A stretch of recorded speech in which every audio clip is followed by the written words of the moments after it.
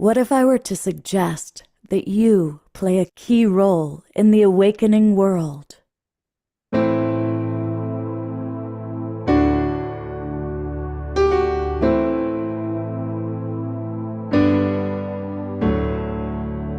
that you are watching this because you have heard the call.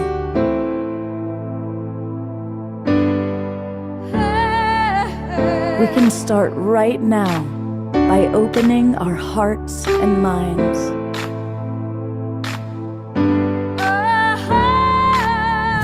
Welcome to the awakening world.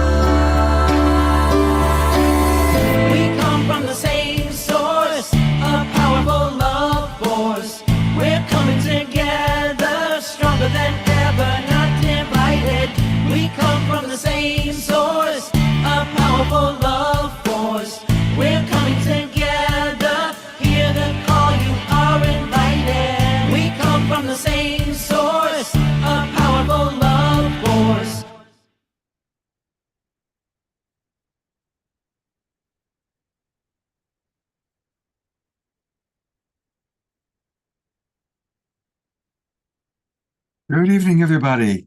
It is Wednesday night, just before October 31st, Halloween, and we are celebrating, as we do every year, Sacred Samhain, and really dropping into the true kind of history of what this time means. And I'm absolutely delighted to have as my co-host just an extraordinary goddess, priestess, human being, the lovely Eden Amadora. And she has brought aboard a very special friend, Elizabeth Seraphine. And we'll hear the whole story a little bit later. They were just together in Egypt. And as always, we have our beloved friend, Omar Shar, our house musical artist. That's not Omar Shar. That's Karen. But we're glad that you're with us as well, Karen. We've got Omar Shar with us as well. We're going to have a powerful evening of really dropping deep into learning all about how to use this time when the veils are thin. But as always, we're going to start the show with a musical offering from Omar Shar. Yes, welcome everybody watching on Facebook and YouTube and our streaming partners, and happy birthday, Karen. I saw that. Lovely to have you, and I think that's why you got brought up there by Scott. It just happens to happen that way. So this is a very precious time of year, and I really feel it, and I'm so grateful that we're here tonight. And we're going to do something.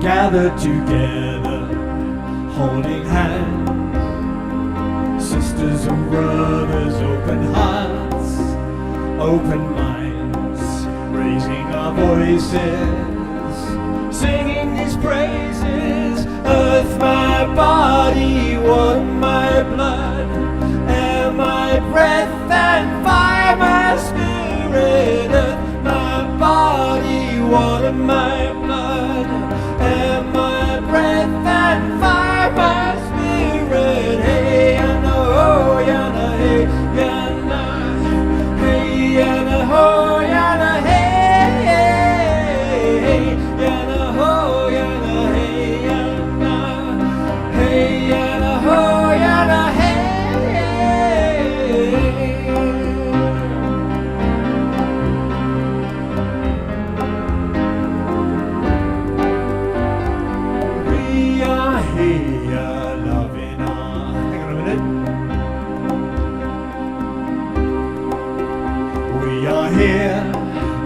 loving our mother, we are willing to love each other, open hearts and open minds.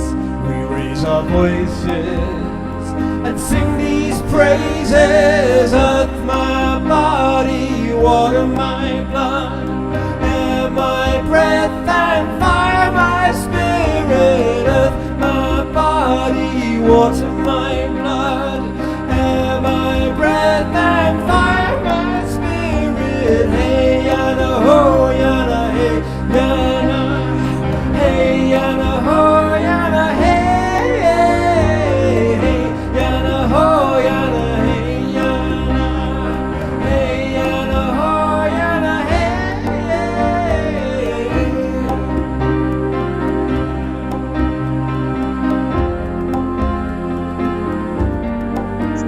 We are here, gathered together, holding hands, sisters and brothers, open hearts and open minds, raising our voices and singing His praises. Earth, my body, water, my blood, air, my breath, and fire, my spirit. Earth, my body, water, my blood, air, my breath, and fire, my spirit. Earth, my body, water, my blood, air, my breath, and fire, my spirit. Earth, my body, water, my blood, air, my breath, and fire, my spirit. Hey, yana, ho, yana, hey, yana, hey, yana, ho, yana, hey, hey, hey, yana, ho, yana, hey, yana, hey, yana, ho, yana, hey, hey.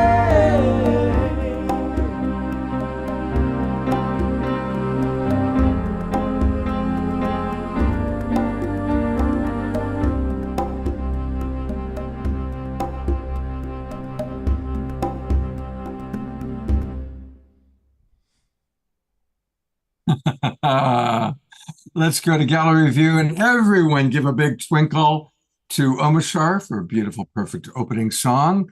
And all of our dancers, I love seeing more and more people dancing and moving for every show. That's pretty wonderful. Isn't it? It's great, isn't it? And it all started with Eleanor Joy and Jeffrey and Adora. I know they were all rocking to Cornflower. That was just a moment in itself. Absolutely. So, Omashar will be back with two more songs tonight, which I'm very grateful for. And I'm going to go right into introducing Eden Amadora. I'm so grateful every time I get to have Eden on the show.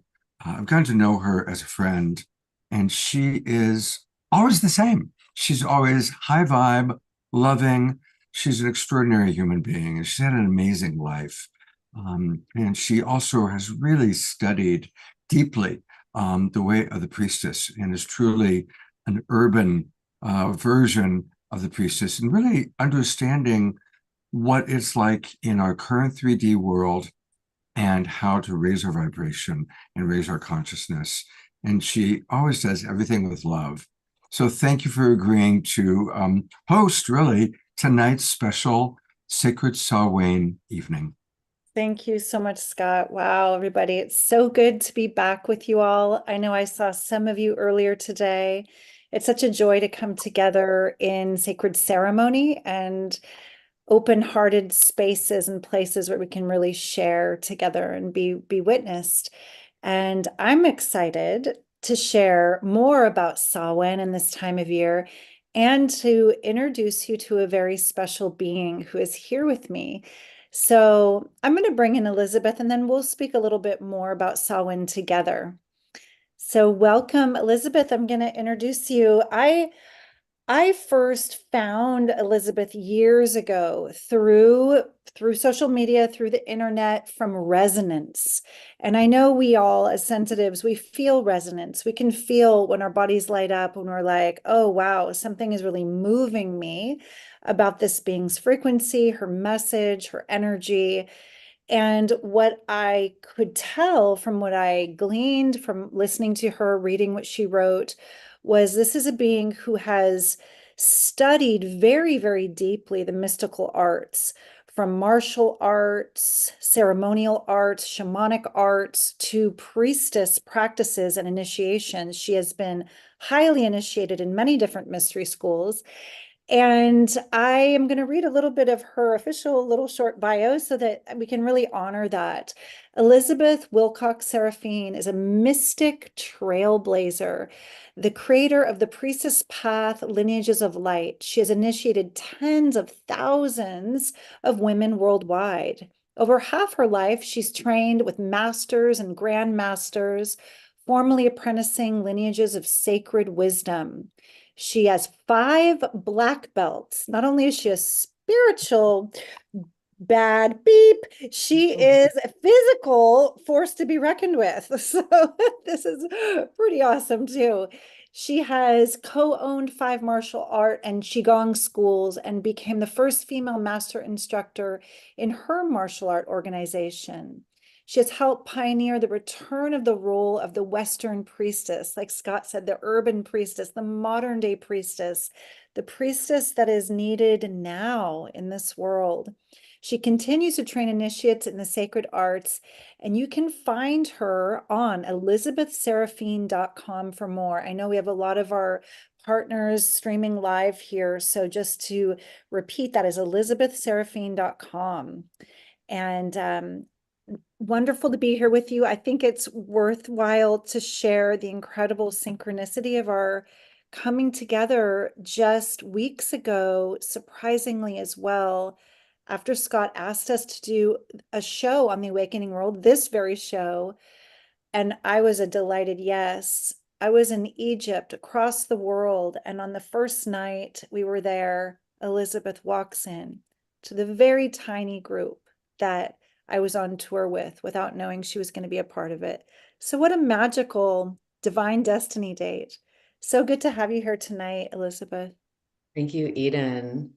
And what beautiful, magical synchronicity has brought us here today. And I really love when, we can experience and understand the language of the magical world that we really live in. And that's really what the priestess path is about. It's stepping into that magical world and knowing that we have that birthright to step into our higher self. And when we do, magic begins to occur. And I had actually had a lot of resistance about going to Egypt.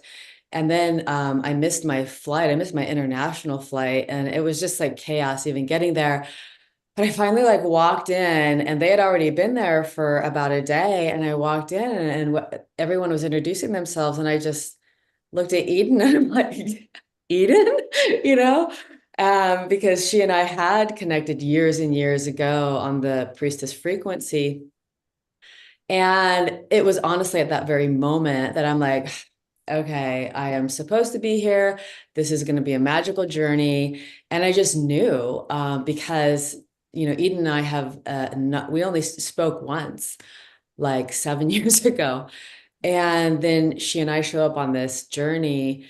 And so this is really what, the awakening world is all about. It's awakening into the magic of who we really are and what we can live and supporting each other to do that. So I'm very happy to be here. And again, I've been here before with Scott, and thank you, Scott, and thank you, Eden, and everybody for being here and joining in magic, because that is what our lives can be and should be, and what we're going to be talking about tonight.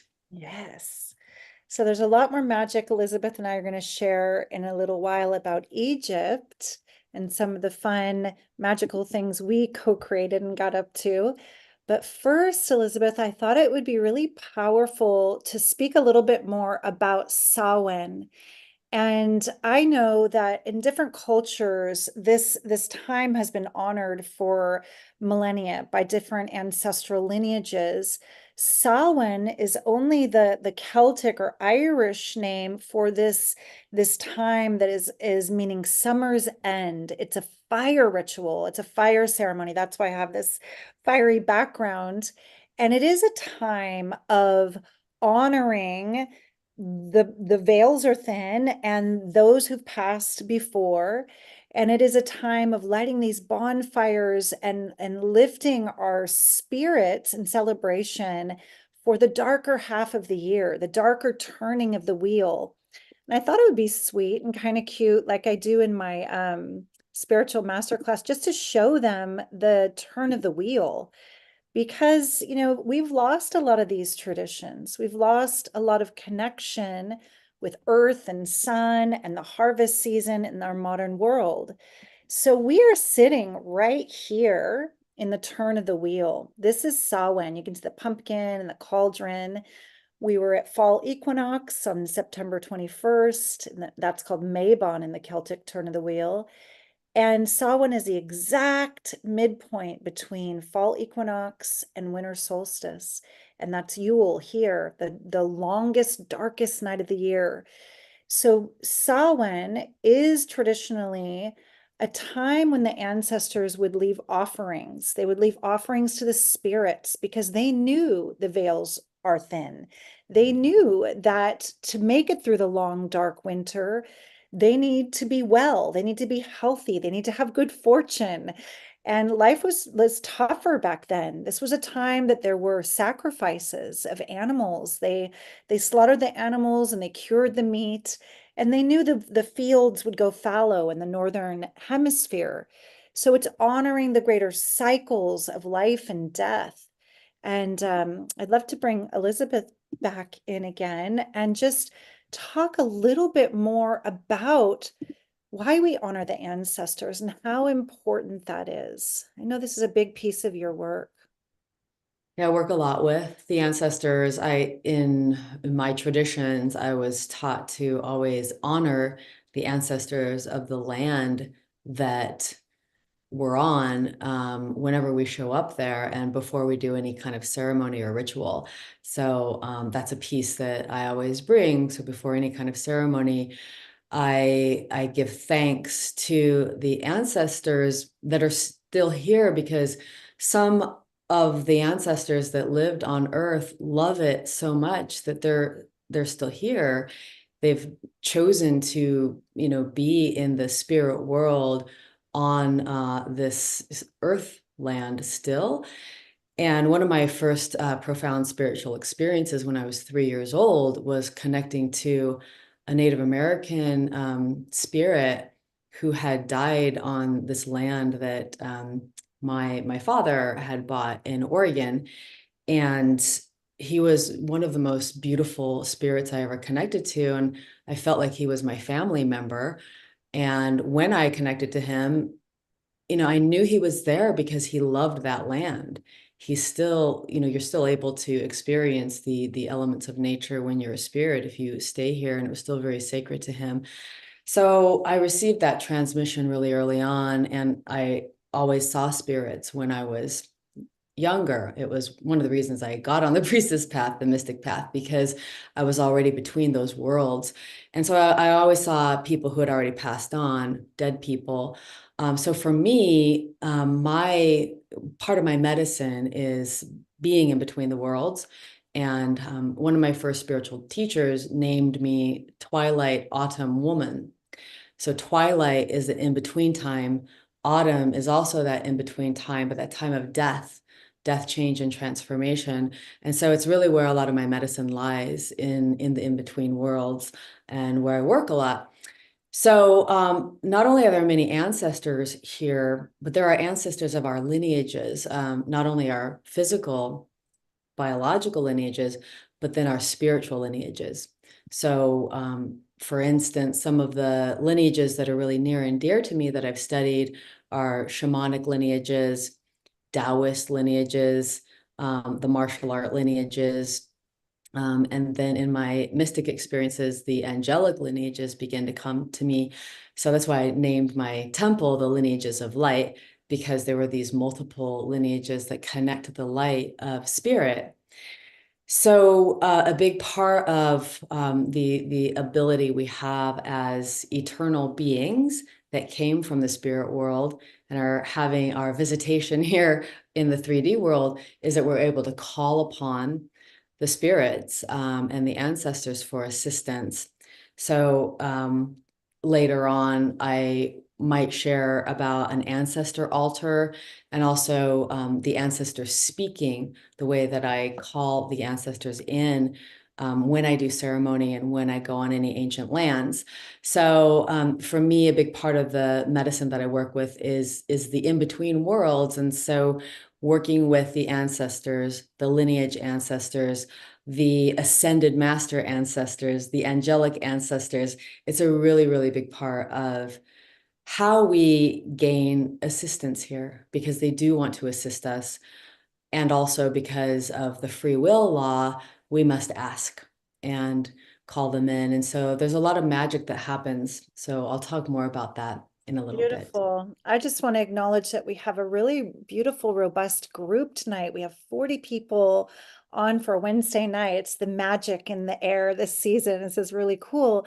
And I want to hear from you. One of my favorite parts about these calls is the interactive nature. There's a lot of people chatting in the chat. And what Elizabeth is talking about is so alive in me. And I'm so curious about how it's landing for you. Do you have connection with your ancestors? Have you had experiences with the other side of the veil?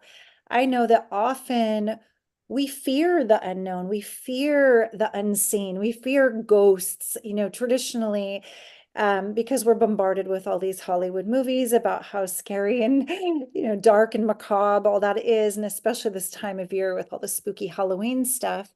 That being said, there's a lot of beautiful experiences with those who live right beyond the veil. So if you've had them, that would be really wonderful to hear about any of that and what your connection with your ancestors is. And And Scott, I you give, chime in. I'll give a story actually. I hadn't thought to share this story tonight, but when you brought it up, it's a story from my family. I'm of Greek origin. My father was Greek. My mother was all American. She was English, Scottish, Irish. But about this happened long before I was born. My family, the Greek family, all came over, all started when Papu, who would have been my great grandfather, came over from Greece. And apparently, Papu was very flamboyant, and he came to America, and his whole thing was to create a better life for his offspring. Well, Papu eventually passed away.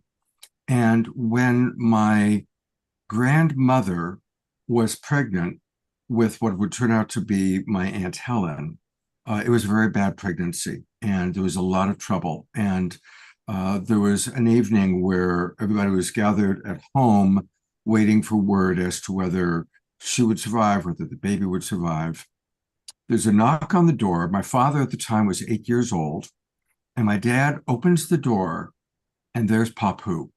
Now, mind you, Papu had passed away a long time ago. And my dad looks, there's Papu, and he had his famous, dad always tells the story, he had his famous straw hat on.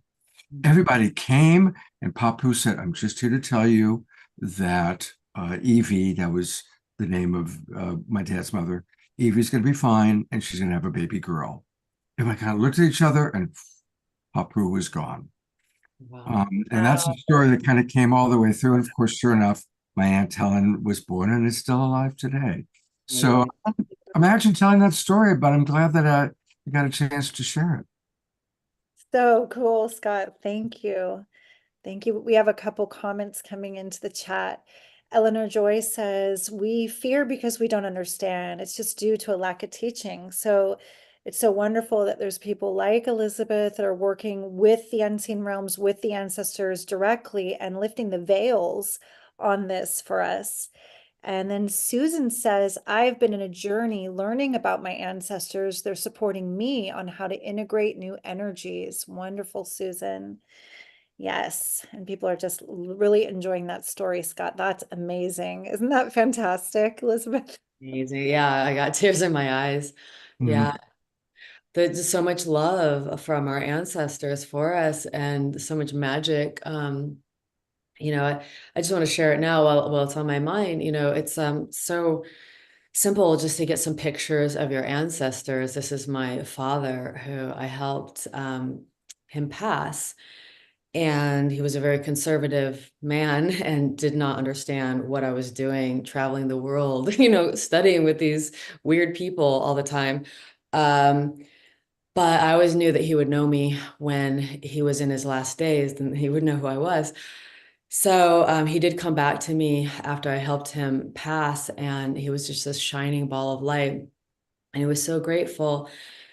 And, then I listened to something not long ago. A beautiful Maori man was talking about ancestor shrines, and he said, make sure you have your ancestor shrines and you give them, you honor them, you light some incense for them, light a little candle, maybe give them, like now SAMHAIN, we would give them treats, different treats, chocolates, cream, butter, berries, wine. That's what's here.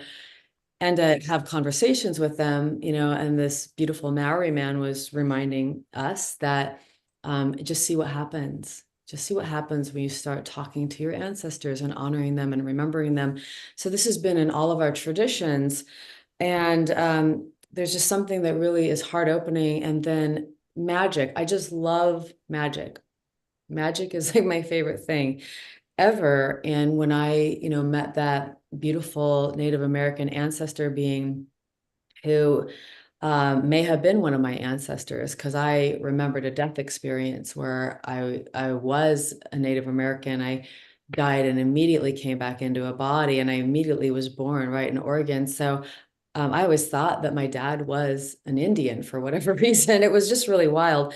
But so we can get pictures of our ancestors. These are my great grandparents. And right now is a really good time to set up those pictures.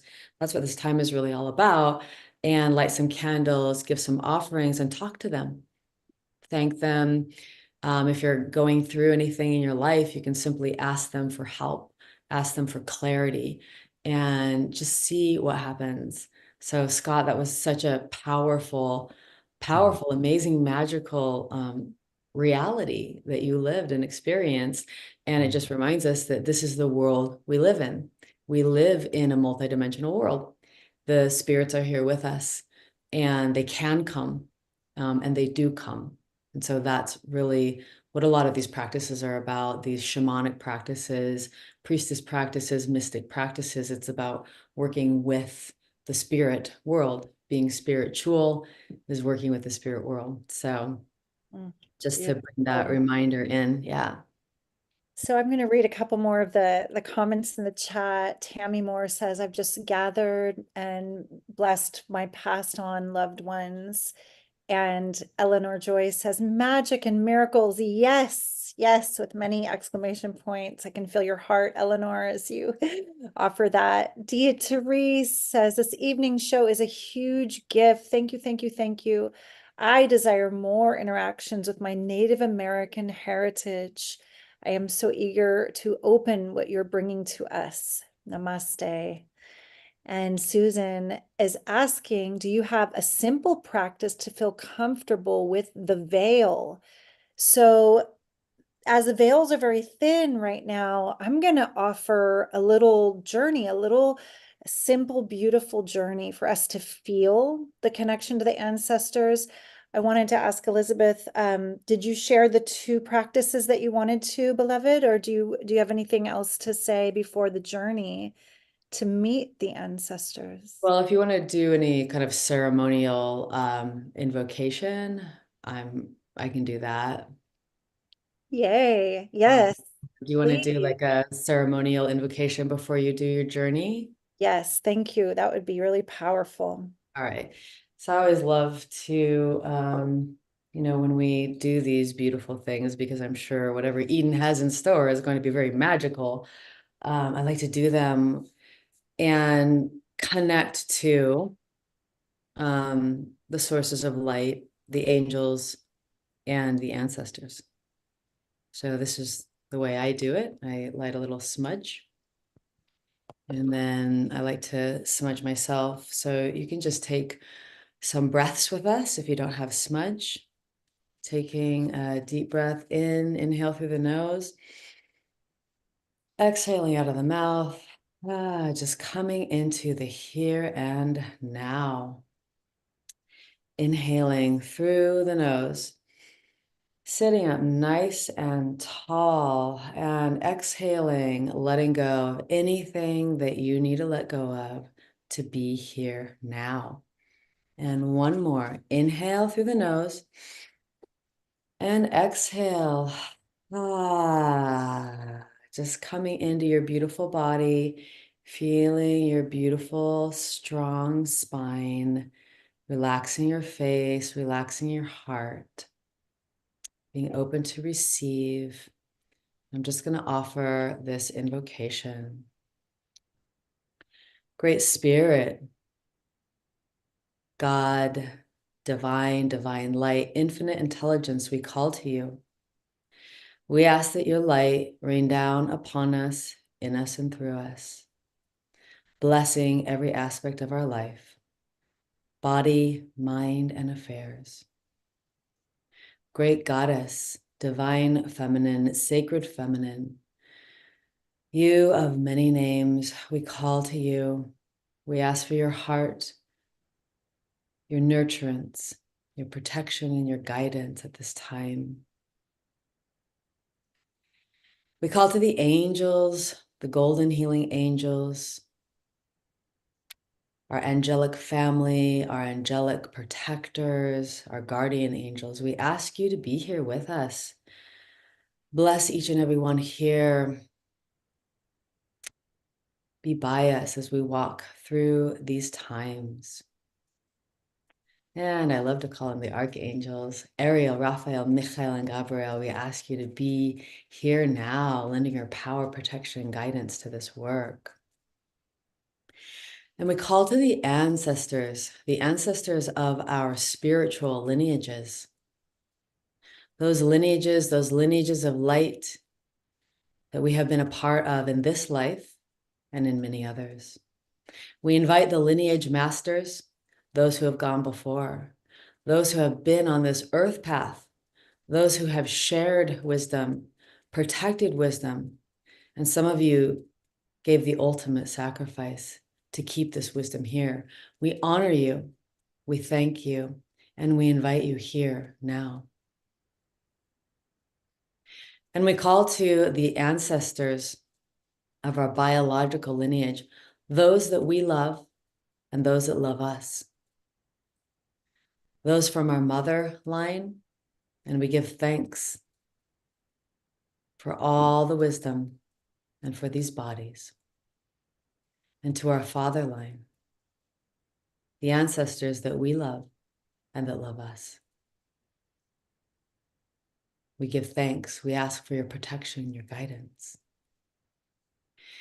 And we call to the ancestors of this land, the land that we are all on, whatever land that our beings are on at this time. I am in Sedona. I call to the ancestors of this land. I honor you. I respect you. I will walk gently upon this land. I will respect this land. And we ask for your permission and your blessings to do the sacred work here, this time when the veils are thin between this world and the spirit world. We ask for those sacred loved ones, our guides, our spirit guides, to come and sit with us, dance with us. We ask for your guidance for those things in life that we need guidance on, because you are in the other world now and you can see more than we can. This is the time we ask for the guidance as the light gets shorter in the northern hemisphere. It gets longer in the southern hemisphere. But this time, as most of us go into the days of darkness, we ask for your guidance. So, sacred ones, we give thanks that you are here sitting with us now in circle. All the sacred ancestors of all of our lineages of light. Amen. Aho. Beautiful. Mhm. Thank you so much, sister. That was so beautiful. I'm going to ring a Tibetan bowl to just let that ring out.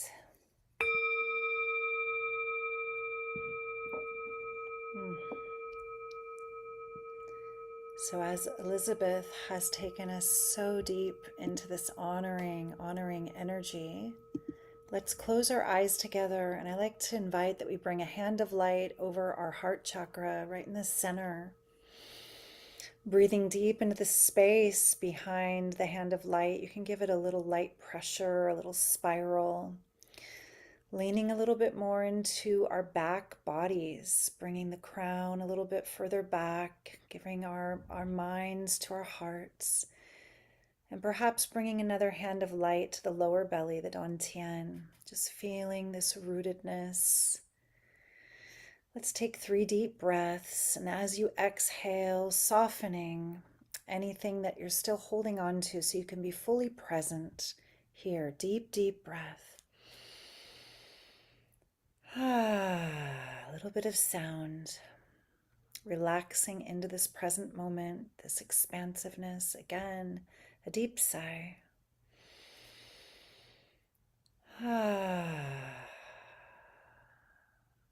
And a final sigh, releasing any tension, especially at the root, feeling how safe you are in this moment, how held we are right here. Deep sigh.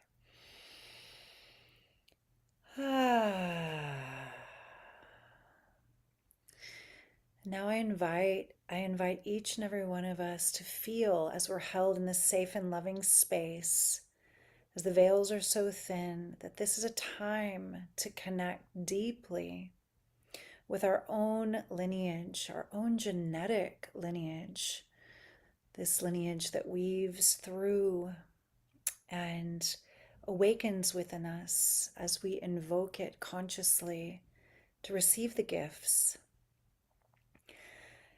As you lean back into your back body, feel into the left side of you, behind you. And on a soul level, whether they are still living or have passed, feel into your mother. On a soul level, this connection that is safe and protected and benevolent, no matter what happened or happens. On a personality level, this is a wonderful gifting on a soul level. Feeling her standing behind you and a little bit above on the left. And then presencing to your right, your father. And in that same soulful space, that this time is a safe and sacred space for the higher octave of consciousness to come through in a benevolent, blessing way. And as your mother and father stand behind you, feel them having your back on a spirit level. Feel the gift of life that they brought you into.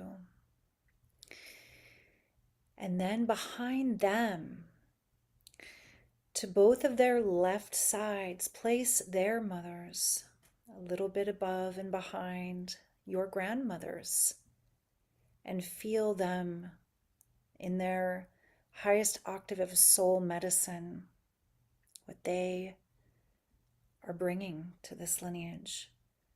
And then to your parents' right, their fathers, behind and slightly above. And once again, in this safe and sacred space, the grandfathers bring in the codes that are of the highest octave for you.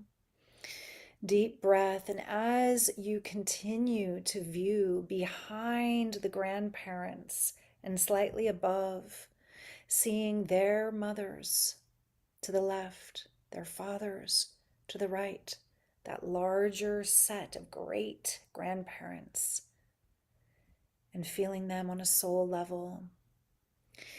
And then again, behind the great grandparents, rippling back and back and spreading out and up like this descending beautiful fractal that they, as they go higher and higher, they spread out further and further into the thousands of ancestors. And as you hold yourself here, as the result of their choices, they're coming together, feeling on your in-breath this receptivity to their gifts, their codes, their keys, that which they have come to bring you from beyond the veil, and perhaps that which you already know they have brought you through the lineage. Really honoring and receiving on the in-breath, deep breath. And on the out-breath, breathing gratitude. Thank you. And feeling this wave a few times, just breathing in the gifts and breathing back the grace, the gratitude. Thank you. One more deep, deep, receptive in-breath. Exhaling great gratitude to be here now with all you carry, all the medicine, all the tools, all the gifts. And now allowing spirit to reveal a particular ancestor who is here tonight as the veils are thin. And this ancestor has a gift, a message, perhaps an image, a symbol, a feeling, something that they are offering you now, just breathing and receiving. Allowing that exchange, that to arise in timelessness. Breathing it in and breathing out gratitude. Thank you. And as you lean back and breathe deep, just allowing spirit, if there are any other benevolent ancestors from your lineage, carrying a message, carrying a gift for you on this night, allowing that to be revealed.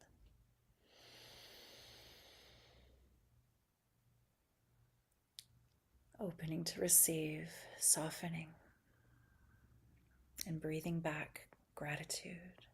Thank you. Taking all the time you need in timelessness to slowly complete this exchange with the ancestors, perhaps offering them etherically a bow, a mudra of namaste on the etheric, and then very gently, very slowly letting them dissolve back into light, knowing they are close and can be called upon again and again. Just as Elizabeth has spoken, when we ask, we shall receive. Coming back to your own precious heart, releasing the grandparents, the parents, back to your own center, giving your heart a little energy. Deep breath, and we very gently release our hands of light and open our eyes again. I bow to you. And thank you for going on this journey with us, this adventure of magic. If there is anything you received that you wish to share in the chat, be it a message or a vision or an image or a symbol, trust the magic. Some things reveal later, even in the dream time. So, yeah, thank you for receiving. First off, I really want to appreciate both of you. Elizabeth's powerful calling in the energy, and Eden, I, of course, love your meditations. And I just want to acknowledge how embodied both of you are. Let's really take note of that as we receive their offerings. We're looking at two women that have spent a long time studying in lineages, doing the work, really learning how to embody what they're sharing. And so I want to acknowledge that. It's an honor to have both of you on the Awakening World tonight. Thank you, Scott. Thank you. And thank you, Eden. It is really beautiful to share space. And that was one of the really magical things that happened in Egypt. And we didn't plan it at all. We had no idea. But, yes, both Eden and I have really been on a lifelong journey of really loving and honoring these sacred ways and the embodiment of living a sacred life in communion and sharing that. And it was just so magical that Spirit put both of us on this trip.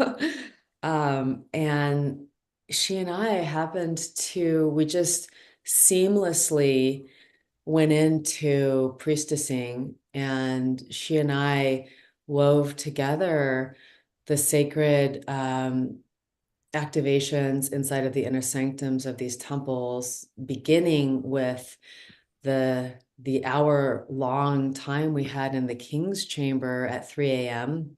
Alone. And that's when she and I discovered that we started to tone in there. I think you started it, Eden. And I'm like, oh, great, this is wonderful. Let's tone. And so then, she and I just wove together, and we really don't even know each other. But we know each other from being in that mantle of the priestess and all of our lineage ancestors that are with us and that we share time with in these sacred temples of Egypt. And I just think it's so, I know, Eden, you came from a totally different educational system and life, and I came from a totally different system, but we stood there really sharing this priestess time. And it was Absolutely so magical. And I look forward to sharing a lot more. One of my favorite things was sharing sacred sound with you, Elizabeth. It was just so powerful, so altering, so delightful, so portal opening. And it is my heart's joy to share sound activations. So when you said, well, that's just what happens through me when I get to sacred spaces, that's how I connect, I was like, high five, sister. This is going to be a really great trip. And boy, was it. We're going to share a lot more about Egypt after Omishar plays his song. I do want to honor a few of the shares from the journey before Omishar plays, if that's okay, if we have time. I'm Yeah, gonna, that's perfect. Perfect. yes. Okay. So Carol just says, thank you, my ancestors. I am walking. Oh, it blipped down really fast. Let me see where Carol's share went again. Yeah, I am walking with you in front, behind, beside. Aho. And Patricia says, from my mom, I've received her forgiveness for not being available more for her when I was facing my own challenges. Beautiful, beautiful. Wow. Susan says, I find close associations with certain ancestors who are holding me while I learn things. Right. They may have gifts in certain areas that you're called to. Beatrice says, I received a rather lengthy visit with a beautiful Indian woman moving and loving me. How magical that in timelessness, like a dream, you can have this powerful exchange in a meditation. Wonderful. Thank you, Dia. Eleanor Joy says, my aunt, my dad's oldest sister, who lived a few thousand miles away, for one of my birthdays, she sent a gorgeous small hat she'd made. I never wore it, a pillbox type hat. I remember the beauty of it many years later, and this hat was brought back into my consciousness for the first time in years. The message of the symbol, a crowning glory for me, whatever that means. It's just great to know she's in my field. How special! How wonderful. The symbolic universe speaks to us in the dream time and meditations. It is so powerful. Susan said, my thousands of ancestors gave me a golden glowing sphere. trust, love, and interdimensionality. Wow. And Ellie is saying the resonance between you two feels very much like you've known each other, Elizabeth and I, in past lifetimes. I'm getting that at least at one of those lives you were sisters. Beautiful that the universe brought you together again. Beautiful to witness. It touches my heart. Sylvia says, my great grandmother, Emma Krause, appreciates my spiritual activism and the origami star I folded in honor of our ancestry. How wonderful, how fun. Thank you all for sharing so much. I think it's time for another song. You know, it is. We're going to go to a song in just one moment. We're getting people also commenting on Facebook. I'm trying to track all the Facebook comments, and it's hard because there's so many different Facebook pages that we go to. So I want to just remind people that you can come into the Zoom room, come join us, and it's easy to do that. Just go to globalpeacetribe.com, globalpeacetribe.com. That's where you'll learn all about the different shows that we do, and click register for the new season. And when you click register for the new season, which will happen one of these moments here, well, it does usually take us to the constant contact page. It's the Samhain glitch. It is the Samhain. It's every week. It's tripping. Well, the veils are thin and magic is tripping, but if you click enough times, I think you will get to our registration page, and you can come straight into the Zoom room and join us. And I'm loving all the comments that are coming in into the Zoom room. We'll go to Omashar's song, and maybe when we come back, you and Elizabeth might want to answer Susan's question about explaining some of the different lineages. I think that would be a wonderful way to start after this beautiful middle song from Omashar.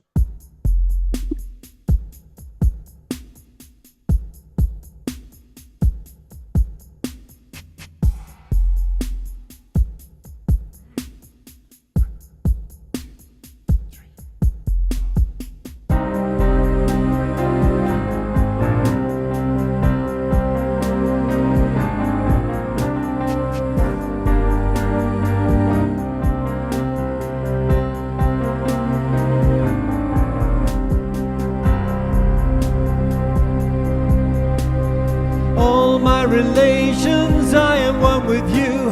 In all that you teach me, I give thanks to you. With my heart I listen as I pray. I know you are with me, guiding my way.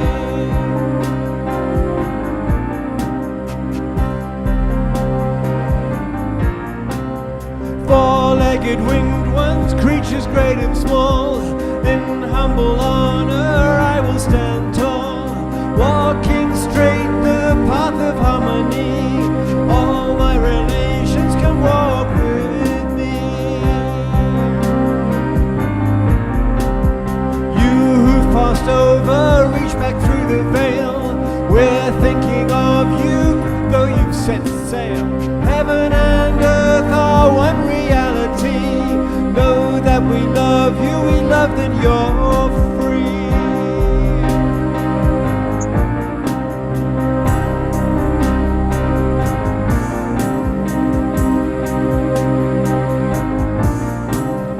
All my relations, I am one with you.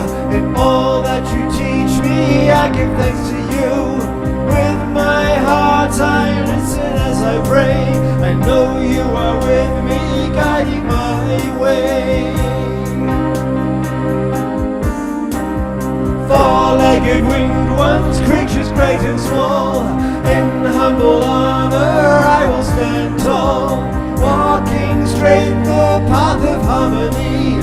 All my relations can walk with me. And you who've passed over, reach back through the veil. We're thinking of you, though you've set sail. Heaven and earth are one reality.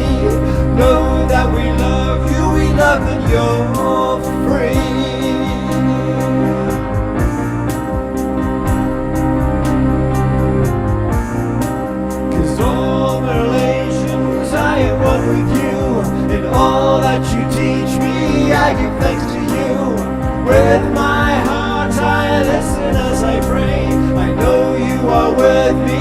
fighting my way. Four-legged winged ones, creatures great and small. In humble honor I will stand tall, walking straight the path of harmony. All my relations can walk with me.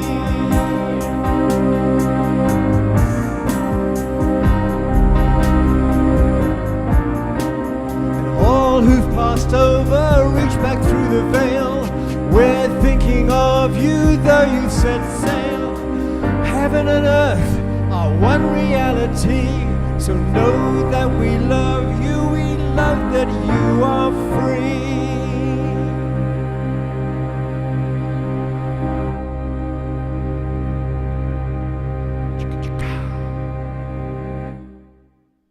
Wow. What a perfect song. Let's give Omashar much more love. Did you write that for tonight? No, it's not. It's I did Sweat Lodge for years, and at this time of year, we always sang this song, "All My Relations," and also, of course, the one that I sang to start with, that I wrote verses to, and then in the center I put "Earth My Body, Water My Blood," and these were Sweat Lodge songs, and so they're deeply in me, and they just said sing them today because now is the time, and so that's where they came from. Oh, perfect timing. Yeah. Speaking of perfect timing, this is a good time for us to remind everybody that you can find all things Omashar at his website. It's his name, omashar.com. And if you scroll down, that's where you get all of his music. And we encourage you to go to Bandcamp. Please buy his albums, support this beautiful man. We love him very much, and he is essential to this show. I would not be doing this show if it were not for Omashar at this point. Thank you. And Ellie, what backdrop did you want to see again? The other one. The one with all the natives. That. You know what? This one, I believe, was actually created by Chief Phil Lane. And I believe it was because I pinched it from his website. And that's me, right? Oh, hold on. Let me get a picture. Hang on, I'll get out of the way and you can screenshot it. Oh, hold on. There you go. That works. Beautiful. All right, there we go. So I think it was from Chief Phil Lane, unless he pinched it from somewhere else. However, there's only one of us here, so there we are. What's his name, Omashar? Of Chief Phil Lane Jr. How do you spell it? We'll put it in the chat box. We'll put it in the chat box. Excuse me. All right. It's stunning. I love it. Thank you. So I know that before Omashar's song, we had a question in the chat about the different lineages. And I'm going to bring Elizabeth back in too with me, because this question can go a couple ways. It's like Elizabeth mentioned that her name of her temple is, the lineages of light is contained within the name of her very temple. And there are probably countless lineages of light throughout time and space and, in the cosmos and the bigger cosmology. And there are priestess lineages that I believe you might be referring to, Susan, about different ways of walking the path of priestess.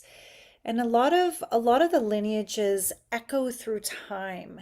They are taught from master to initiate, and some lineages go so far as to ordain you as a priestess before you are then able to teach other priestesses that lineage.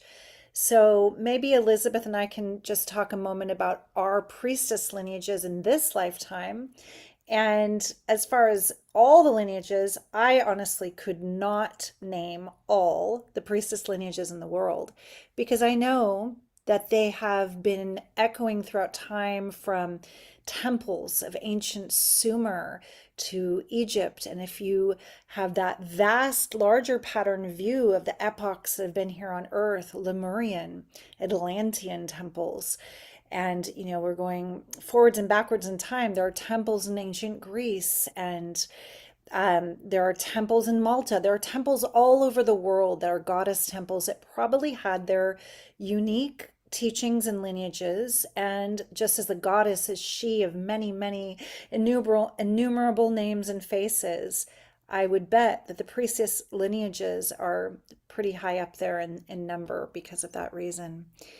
So, Elizabeth, would you like to share a little bit more about your priestess path or the lineage that you were ordained in? And I'll talk a little bit about mine. So my journey, it began like out of necessity because I was seeing between the worlds, or the worlds were coming to me, because I saw spirits all the time as a child, and I would hear them, and I had telekinetic activity happen around me. So my childhood was full of all of this.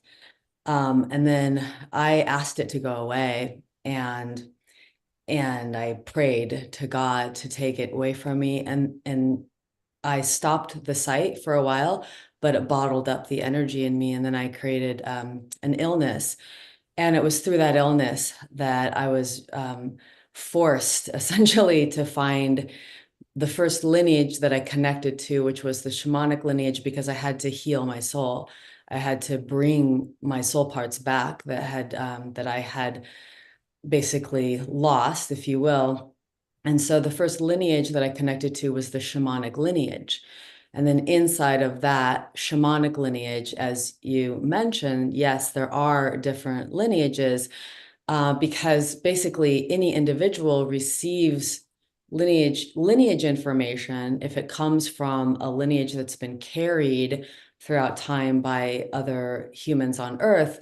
That would be whatever lineage you get, and then there's this lineage. So anyway, my first lineage was shamanism, and that I had many experiences that in there that I dedicated my soul to these lineages early on because they brought my soul back, and I had a miraculous healing. So I quit college and I vowed to go find these sacred lineages of wisdom. I knew that they were around on planet Earth, and I knew also that they were dying out. And I knew that I was of that ilk. I actually wanted to join a temple when I was about 14, but there were no temples and there were no priestesses. And that made me very, very sad. And so I basically went on a journey to go uncover the lineages that I was drawn to, or the spirit led me to. And then I put my own temple together. So no, there was no woman that walked the path that I walked. And so I apprenticed masters of sacred lineages, beginning with shamanic lineages, going into martial art and Taoist lineages. And I did that for most of my life. And then I began with the mystic experiences, death experiences, direct revelation experiences. And that's where I connected to the angelic lineages, and they gave me the angel songs and certain things like that. So then there came a time when literally the goddess visited me, and she asked me to help to anchor in the sacred feminine on earth. And that's when I codified my temple. So there's no lineage that I was ordained in. I went and I apprenticed many lineages, and then had this very strong connective experience, and then was asked by the goddess herself. So my lineage is unique unto me. I would be like the one that started this one, because it pulls from many sacred lineages, which is why I call it the priestess path, lineages of light, because they're all lineages that connect to the living light of the divine, the living light of the one, and the source of all miracles, the source of life, the source of everything. So that's how I created the priestess path, lineages of light. It's my own lineage. Beautiful, Elizabeth. Susan says, "This is a sublime story, and I feel gratitude for your journey. And it is through suffering often that we open to such immense grace on the other side." So I really feel that in your story of overcoming dis-ease when your soul was sickened. It's almost like that Native American story where the chief or the medicine man asks the man who is unwell, "When did you stop singing? When did you stop dancing? When did you stop honoring beauty and magic?" And it feels like you had this blessing to meet a great teacher that helped remind you who you really are again. And that's so powerful. And then from there, it opened up into all of this. It was like a quest, like a vision quest. So I had an interesting journey as a young one who came in super sensitive, as so many of us here are. I can tell if you're here, you are one of the sensitives. And my mom had been a great seeker of philosophy and different religions. She was a student of comparative religion.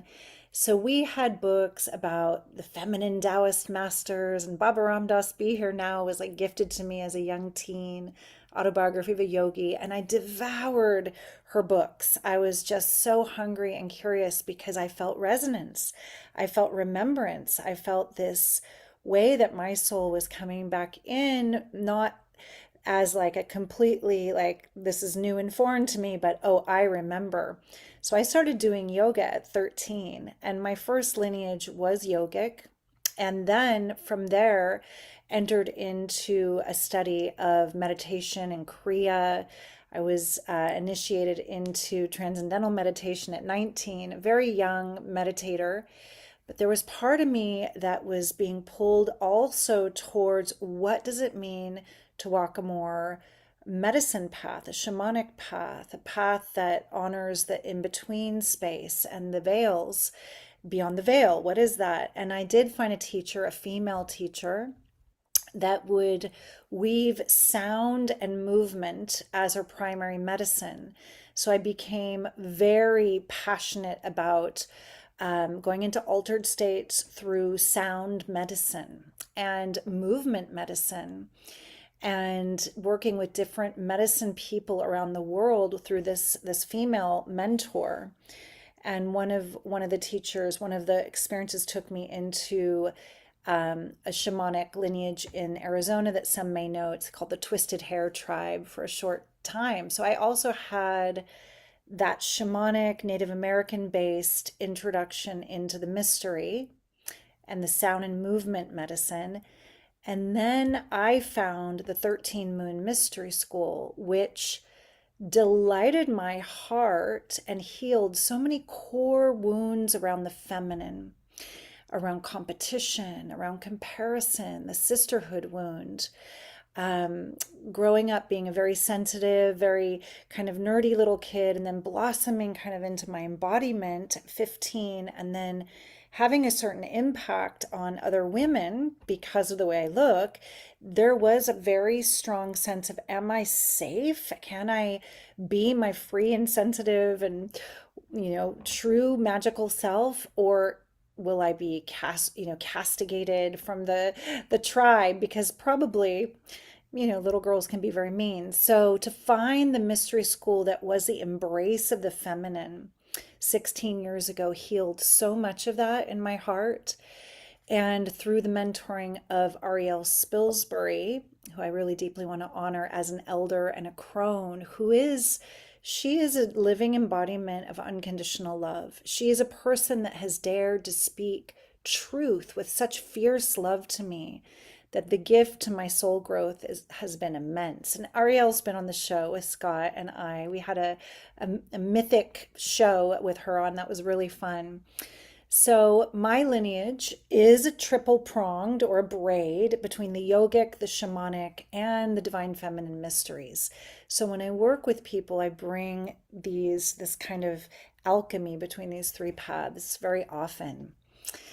And that's a little bit more about my lineage and Elizabeth's lineage. And I think that using your heart knowing and feeling for resonance when you're seeking a teacher, when you're seeking a path or a lineage, really ultimately it is about your sovereignty and your trusting that deep, quiet inner voice of your own heart knowing. Because really in the end, it's like every time I have worked with a teacher that wasn't really meant to be my teacher, I've been turned off by anyone who says this is the only way or my way is the best in the world, because we're all playing here together and feeling what's true for us. And I like to say, G, you are you. To be the inner teacher ultimately, that we can awaken the inner teacher together. So, Scott, this might be a fun time to go into some of the bridge between the Day of the Dead, Samhain energy, and mystical Egypt, because there's so much mystery around the Egyptians, that, the Egyptian places, the tombs and the temples that Elizabeth and I visited, and how they walk with such a deep connection to the other side of the veil. I know that, Elizabeth, you invoked the ancestors at each holy site, whether it was the innermost sanctum, the holiest of holies of the king's chamber, or the Isis temple of Philae. I remember there were 3 experiences in particular for me where we used sacred sound after your ancestral invocation, where my body started to shake, where the energy of the place was so palpable and still so alive. That beyond the veil energy was so alive. You want to share more about your experience too? Well, the first temple we went to was the temple of, and the Egyptians say it different. They say Fila, I believe. We call it Philae, but they call it Fila, the temple of Isis. And the moment we stepped foot there, even though that temple has been moved, I started crying because, I've been to Greece and I've been to Rome, but I did not feel the spirit of the temple as I did when I was in Egypt. And so for me, it was a real homecoming. And I know that the temples they're meant to be used. The reason that there are temples, and that there are temples to the goddess, and that there were priestesses in those temples, were to use those temples for initiation, for remembrance, for guidance, for honoring. And so the first thing I did when we got there was to connect to all the ancestors that have, loved those temples and been there before. And then also the great spirit ancestors like Hathor or Isis, right? That were those temples were dedicated to. So because we live in a free will universe, and so one of the women asked about how can we feel more comfortable about about working with the veil, or working beyond the veil, or the thinning of the veil. And the way I always say it, it's like, well, it's like anywhere. It's like walking down a street in New York City, the spirit world. It's just, there's a lot of beings there. Just like there's a lot of beings on a street in New York City. And, I have an intention of working with, we call to specific beings, like compassionate healing spirits, or I work specifically with angels, archangels, and the divine light.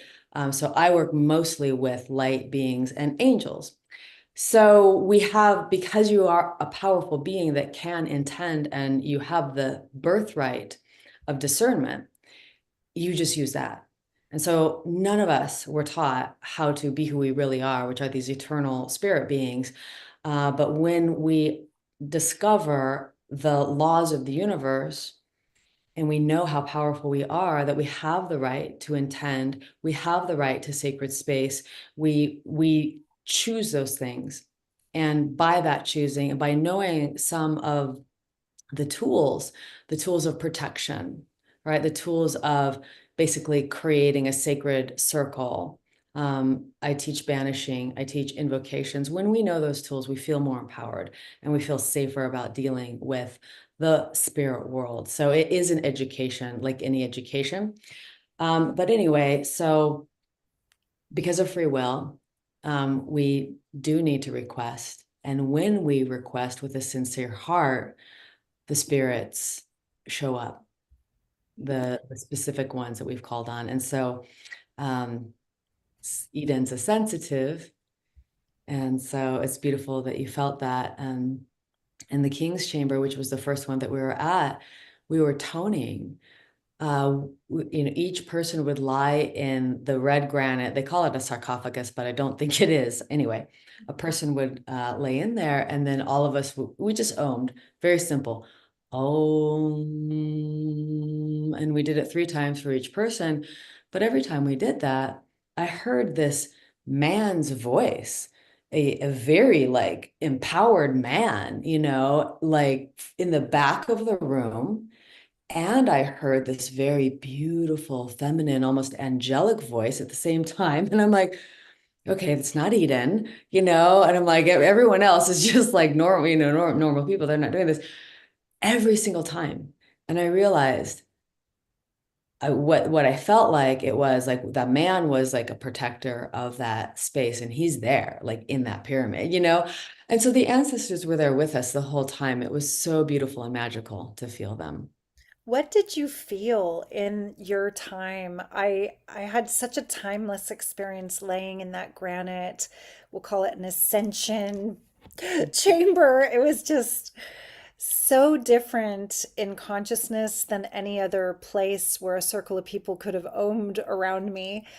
I can share briefly, and then I'd love to hear what you felt too. I experienced dropping into a theta state meditation instantly, something that would take a while of dedicated practice to experience that amount of stillness of mind, of no mind, and vastness. And a large portion of my consciousness felt like it was out of the body in a very vast kind of cosmos, and there was a thin line or a thread keeping me in to say, remember, you have to get up after the third ohm, so don't go too far. And then it was very hard for me to get back in the body to sit up. It was actually like an effort to engage my muscles after that third ohm. It was really, really powerful. And this is just in the very beginning of our time there. Do you have an experience you could share from your experience in that moment of sound in the granite? Yes. So we didn't have much time. We had 3 ohms, each of us. And so, what can you do in 3 ohms? But I had a similar experience to yours, and you elucidated it very well with words. And immediately I was just like, oh, in this like vastness of space. But to me, I felt like, okay, this is an interdimensional portal, and there are interdimensional beings that are available to connect right now at this time. And I felt that had I more time, like hours, like give me a whole night there where I could be in that space and I could do my communications, with those that are there. I felt like it was meant for initiation. It was meant for, I think it's technology, but there is a very, very strong interdimensional nature to Egypt. And as you said, their whole life was thinking about the afterlife. They were all working on it. They were all preparing for it. And I love the story about the feather of Mot, because the goddess Mot, they say at the time of our death, she weighs our heart on her scale. And on one end of her scale is her feather, the feather of Mot, very light. And on the other end of the scale is our heart. And our heart, if our heart is as light as the feather of Mot, we're allowed to continue on into those heavenly realms of the afterlife. But if our heart is too heavy, then, I'm not sure I'm exactly the Egyptian, teachings on that one. But another thing that you experience when you're in Egypt is the lightness of heart that everybody has. And that was something that really touched me, was that truly the Egyptian people carry this beautiful, light, joyous heart with them. And I feel that I feel that the spirit of Egypt and the teachings of Egypt and that interdimensionality and remembering that we have access to the spirit world, and we have access to ascended masters. So I felt that that was an ascended master portal almost, Beautiful. that to connect with them. Yeah, that reminds me of the different levels of initiation and who's really allowed to access the technology or to go in the innermost, holiest of holies. It was often only the high priest or priestess and the pharaoh himself. So it does feel like the highest level of initiation to use, much like Hatshepsut's throne of Horus in the innermost sanctum of Edfu, the Horus temple we saw in Edfu.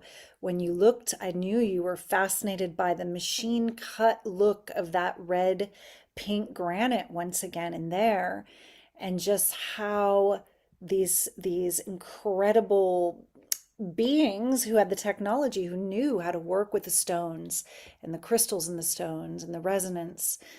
Do you want to share anything from Egypt visually? Because I do have one video that would bring our Awakening World audience right to the Temple of Philae to show what you spoke of. So I thought I could show that first because you already spoke of it, and then Scott, am I enabled to share my screen? You are. Okay, then I'm gonna need to quickly get that up, and then I'll share my screen. I believe I have it. Yes. Okay, so I'm gonna set up the screen share for you all to see what Elizabeth was talking about. And this is pre-dawn. Do you see my screen? Do you see this? We do. Isn't this beautiful? I'm going to play the video, but first, before I play the video, as a still, look at the hieroglyphs and look at the above that doorway that I'm gesturing towards. That is the winged solar disk of Horus. And it's a very famous Egyptian symbol that symbolizes their most beloved falcon god in the form he takes against the quote, quote, evil uncle Set.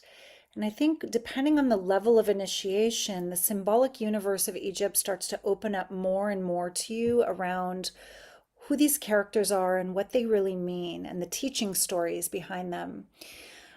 This happens to be a symbol that when I was 28 years old, just entering into my Saturn return, I actually tattooed on my sacrum without having a strong connection to Egypt or knowing anything about being a priestess. I activated my own Kundalini and had a full-on Kundalini crisis after tattooing this symbol.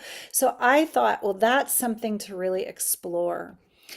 And this symbol opens up in a dimensional way when you flip it.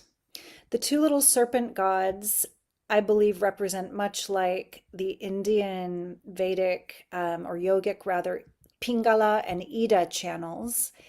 And the sun, when you open it, becomes a channel of light, the Sushumna, up the whole spine. The wings, the Isis wings, they flower and unfold at the third eye, seeing beyond the veil. And the serpent becomes the swan of initiation, of awakening. So Horus represents light and enlightenment, the light within us, the light that we bring. And the evil battle that these two serpent allies help him with is the battle against darkness or sleep or density. It's awakening. So I thought I would share that from my personal initiation around that symbol. You can see our beautiful little Hathor head to the right of the screen on the pillar there. And I'm going to play the video. Remember, it's pre-dawn. I'm just waking up. It's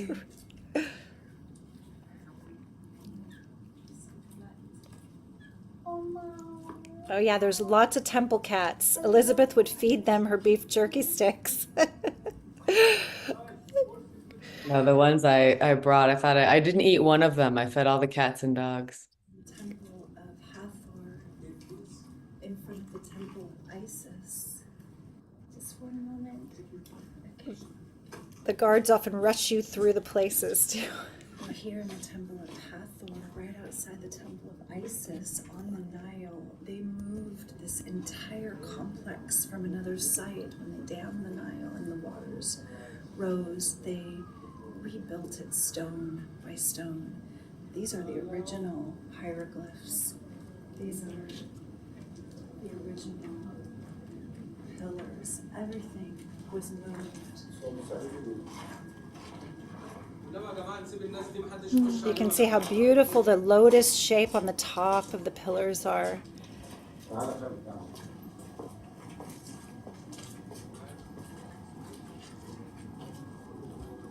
This is Isis and Osiris. You can see the vulture crown that Isis often wears. The ring and the rod is a symbol that repeats so often in ancient hieroglyphs and images, even of Sumerian goddess Inanna holds the rings and the rods too. It's a mystery as to what it really means, if it is symbolizing the Alpha and the Omega, the masculine and the feminine. I'm just going to pause it here. We don't have to listen to the whole video just to feel the beauty of this. Now imagine that it's coated in a colorful plaster. Everything is actually vibrant. And in fact, in some temples that Elizabeth and I went to, the eye of Horus would be missing because when it was originally painted in these beautiful deep colors, they would embed gemstones even into the walls, into the eye of the god or the goddess that was there, especially Horus. So this, even though it is, faded and broken, and you can see plain cement holding it together, and they moved it brick by brick, it was still so, so gorgeous. So that's just one of the temples, and we went to so many temples, so many tombs.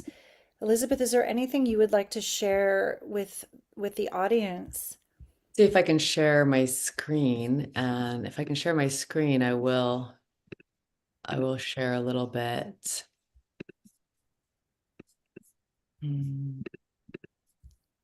Okay, so let's see.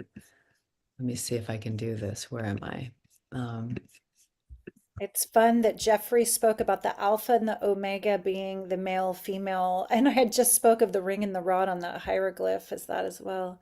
There's a lot of symbols like this. Yeah, the ring and the rod. Is this me here? Trying to figure out where I'm at. Okay, hopefully. It's working. Yes. Yeah, I believe I'm sharing in my Facebook group.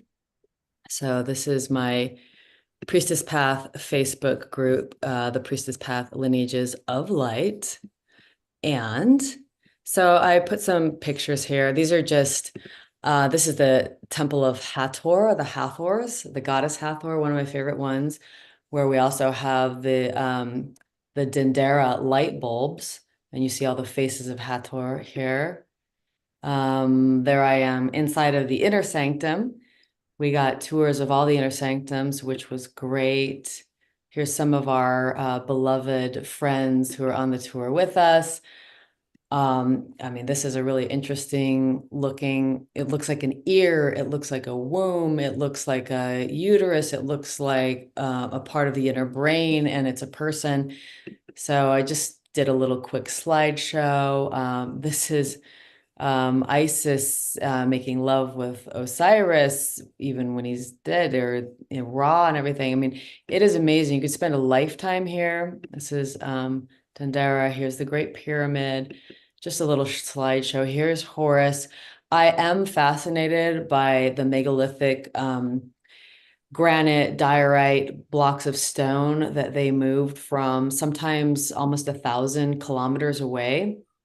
I'm fascinated by these giant blocks of stone because they speak back to a time when there was a highly advanced race on planet Earth.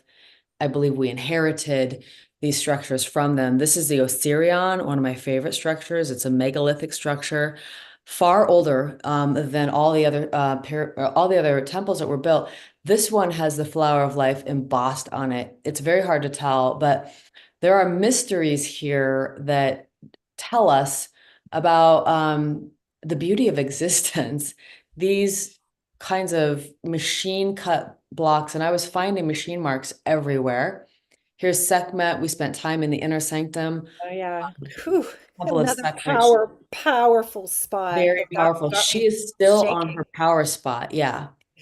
they have not moved her, and she has been there this was a 4,000-year-old temple, they told us. Wow. So yes, She's like 8 feet tall, and we went in really early, pre-dawn, and honored her. I wish that we had been told how alive she still is, how thick the energy is in that temple to prepare before entering, because it was very, very powerful. very, Very very intense. powerful Sekhmet, and she was the, embodiment of justice. She was a protectress, being the lioness who protects so fiercely. She was the protectress of the divine, really. Here I am at the base of the Sphinx, pre-dawn. Amazing. The Sphinx is really amazing. Oh, there I am on a horse. That was epic. Elizabeth could really ride too. I She ran took off. off. Yeah.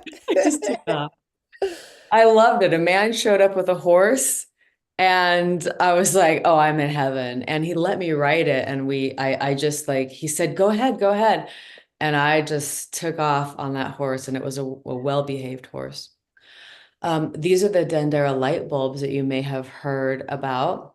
And I loved it, Eden. You were playing jazz, like, with what it might be, and it is amazing. What is it? What is it? But it looks a lot like a light bulb. So we were there. Oh, Here's this was so gorgeous at Dendera. The color still, it looks like lapis. look at that. Yeah, the goddess Nut, the night goddess. And that's almost like it looks like the sun is shining from her womb, Yeah, I heard our guide Beautiful. Muhammad say it's the moon giving birth to the Hathor head, then in the lower part of that ceiling from her womb. Or another way, because everyone's interpreted these things. It's not like, or it's she eats the sun because she's Nut. Yeah. She eats it maybe from her mouth and she births it out her yoni. I'm like, Ooh. it's the daytime. Okay. It's my story. So there's some pictures there of that. And here we are. Hello. Um, I did some little snippets. Oh, that morning was epic what we saw when we came out. Well, let's see if I can play it. I've never done this before. Can I actually play it with sound? Yep, it's working. But make sure you optimize your sound, Elizabeth. Here she is. When you do share screen, make sure that you click optimize sound. Oh, that's complicated. I don't know how to do that. I can hear Scott. Just let it play for a sec, see if we can hear. She ruled Egypt for about 22 years. And it was a very prosperous time. But she did dress a little bit like a man. Andrea took So we are at her temple. It is dawn. There are all these beautiful balloons in the sky. Remember that? So good. Yeah, dawn at the. So there's the sun coming up.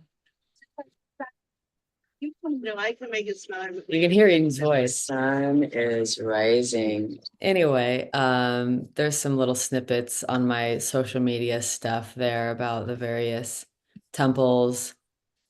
The I- obelisks. Yeah, obelisks that are made out of like red granite from hundreds of miles away. Anyway, there we go. So there's a little bit there. Fantastic. Thank you. There's a question that's come in from one of our Facebook listeners, viewers, asking what your intuition or insights are about the real history of the Great Pyramid or some of those things. There's obviously what we're told, but what do the two of you intuit? I'd like to start to respond to that. I had a moment when we went to Saqqara. I do have another video of that, but I think I'll just say there's a fairly large pyramid, 60-meter high pyramid called the Step Pyramid of Djoser. and it's 4,500 years old.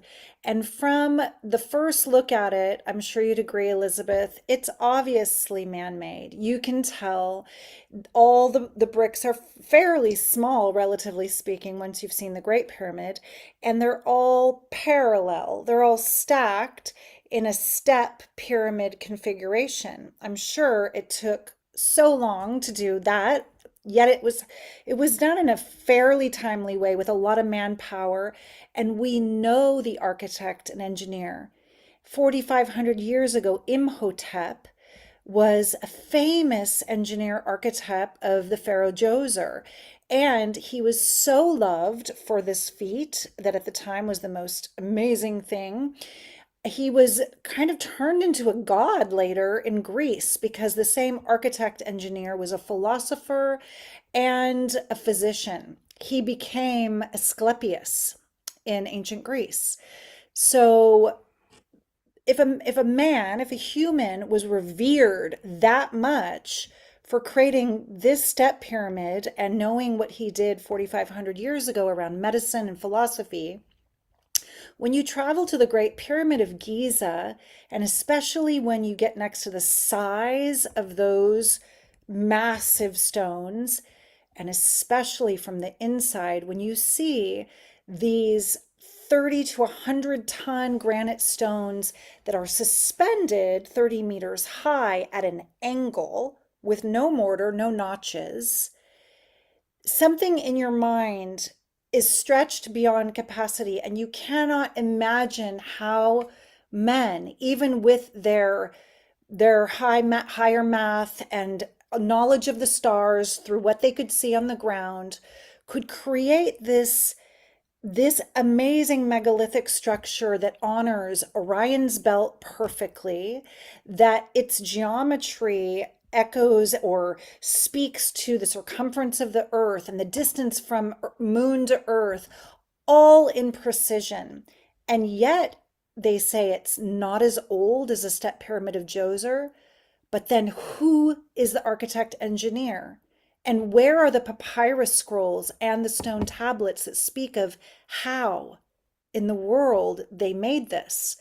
We know now, and Elizabeth and I stood in between the paws of the Sphinx, that the academic community resisted for a very long time the fact that the Sphinx is pre-Diluvian because they couldn't find their usual way of dating things. They couldn't find pottery shards around it. I know John Anthony West is famous for this as even not a esteemed academic archaeologist, as an individual who questioned the narrative and then wrote many books about it. So that now has been carbon dated more than 10,000 years older than the Great Pyramid, supposedly. Did dynastic pharaohs, use the Great Pyramid and the pyramids of Giza for tombs much, much later? The narrative for me feels really off. When you sit and watch the light show there, they bring you at night to watch this light show. It's like from 1960 something. Do you remember that, Elizabeth? It was kind of cheesy. There was this show that talks about how this pharaoh, that was his tomb and he made it. And we're like, how? How in the world? Yeah, so I would say It's no not. way. Yeah, for me, I'm sure that there was an ancient builder race that is not Homo sapien sapien. We are, I believe that Earth is a place of many many races, many cultures, and I believe that we're like a Garden of Eden and a kind of a galactic melting pot of lots of beautiful life forms. And you can see evidence on planet Earth all over the place and very much in Egypt of the ancient builder race. So the Osirian, the Great Pyramid, there's a temple by the Sphinx, which is made of megalithic blocks of stone, which most people pass by on their way to the Sphinx and they don't even stop there. But there are blocks of stone as big as the room that I'm in. And the floor, and it's 4,000 years old at least. And then the floor is this gorgeous yellow, what is that? It's like the light goes through alabaster. It is an alabaster floor. It is gorgeous. And I took my shoes off and I just walked around that floor. I'm like, ah, this is where I would be. This is where I'd be the whole time. And so there is a strong theory that we inherited, whoever we are, wherever we came from. Maybe we're an experiment, it's logical that we could be. I'm Rh negative, with no biological ancestry to hominids. There's no biological connection to the rhesus monkey. And then about 90% of humanity has a biological connection to the rhesus monkey. Whatever Rh negative are, we don't have that. And I feel that maybe it was the ancient builder race, or maybe it was another star people or something, seeded children, mixtures of things, mixtures of their genetics, mixtures of sometimes a hominid genetics, sometimes not. We're here. So we inherited these things. And so I feel the step pyramid of Djoser was an attempt to mimic the Great Pyramid, which we couldn't make today. There's no way. Not only would it be extremely difficult, impossible to bring those stones to one place from many miles away, but then to arrange them with such brilliant computerized mathematical precision, where we're walking inside of the pyramid in this thing that's like this, with these huge things leading to another thing. I mean, They didn't want us to film, unfortunately. I did get a little video of that. I'm descending, kind of secretly filming, and we could show it for a moment. I think that that might be have it. okay. Let me go find that while you keep talking for a second. Okay. Yeah, so they were very protective of filming inside of the Great Pyramid. I can just say it's beyond the shadow of my doubt that that was not built by Homo sapiens sapien. It was, and a lot of you here probably already know that there are, the elongated skull people they are not Homo sapiens sapien. They are another being. The ones, the Paracas skulls, the ones that don't have, the sagittal suture that we have. Those are another race of beings.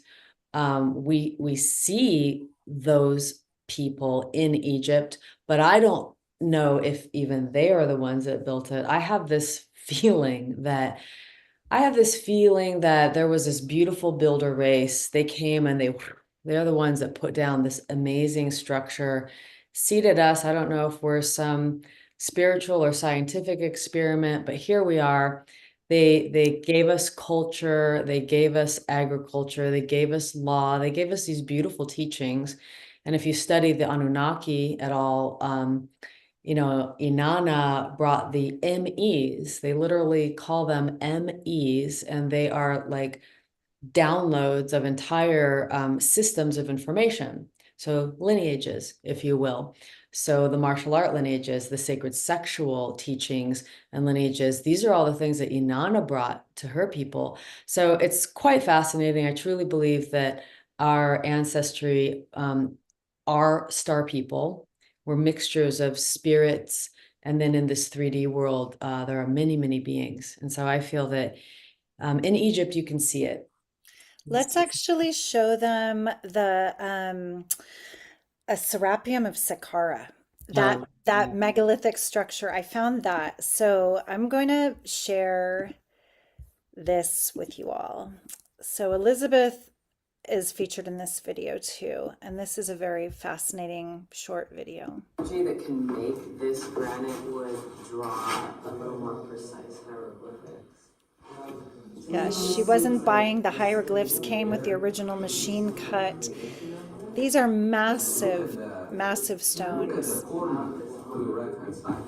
I mean, that to me looks like script on graffiti. It's the only one that has that. There's 24 others, 24 in total. 23 others do not have that scribble.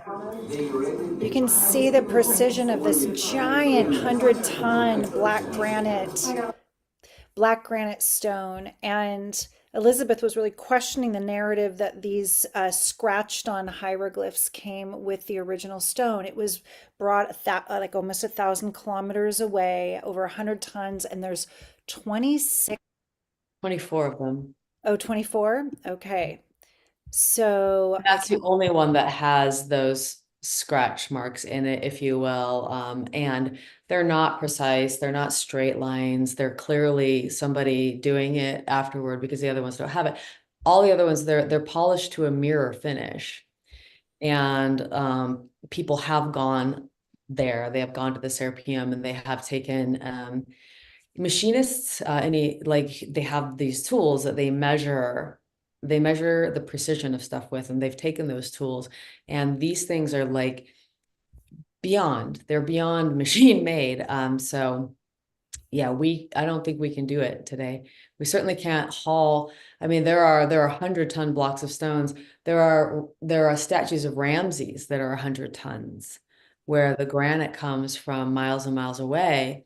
We didn't have much time at Luxor at all, but the faces of Ramses are completely perfect. If you take a computer and you were to create a perfect face where both sides are mathematically perfect, that's what the faces of the statues of Ramses are. There's no way anybody could carve it by hand. no human error. I'm Yeah. going to show one more really wild hieroglyph that we went to at the Temple of Seti, that we saw rather when we went to the Temple of Seti, the first. Can you see what I'm looking at? We have a hieroglyph there that is fascinating and mysterious because it looks to the left like a giant beetle or bee or something, maybe a fish swimming downward, but then look right to the right of that vertical fish-like thing. There's a helicopter shape. Do you see that? Yes, yes. Yes. And then there's, right over to the right of that, some kind of maybe submarine and jet plane. There are these. Holy Moses, you're right. Yes. So this still mystifies Egyptologists completely. Were there ways of peering forward in time? Were there beings visiting them back in that time that had high tech vehicles? What were these things? It's fascinating. That's also something I really wonder about. I have so many images. I'm hoping this is the Temple of Dendera again, just to show the beauty. That's our friend. I think you're seeing everything I'm seeing, but this is our friend. Okay, walk. Yeah, just look at the size of these pillars and the colors they're revealing. Wow. Unfortunately, many of the ceilings and the pillars are blackened with soot because 1,000 years after the height of this culture, when it was falling under the sands of time, and the sand was filling up to 10 meters high in some of these massive temples, the early Christians were hiding in Egyptian temples to escape persecution. And because of their new beliefs, they were not honoring the beauty and the gods of old. They were even not just blackening the ceiling with their cooking fires, they were scratching off the faces and the bodies of the beautiful gods and goddesses on the hieroglyphs. So I know that we're getting towards the end of our time together, and I just want to really honor if there's any more questions.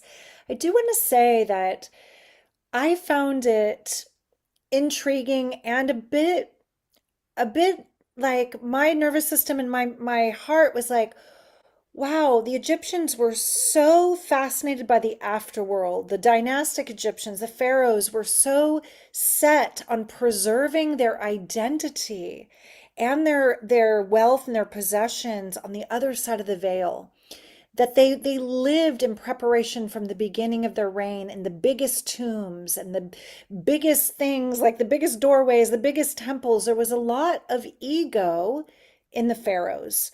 And Akhenaten is kind of, almost an exception to the rule in the sense that maybe he still was mummified and went through all the traditions, but he actually taught the people to revere life.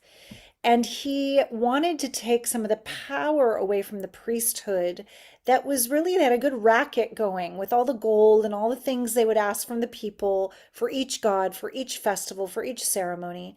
And Akhenaten said, there is one source of light and truth and power, and that is the light of consciousness that's symbolized by the sun. That's Aten.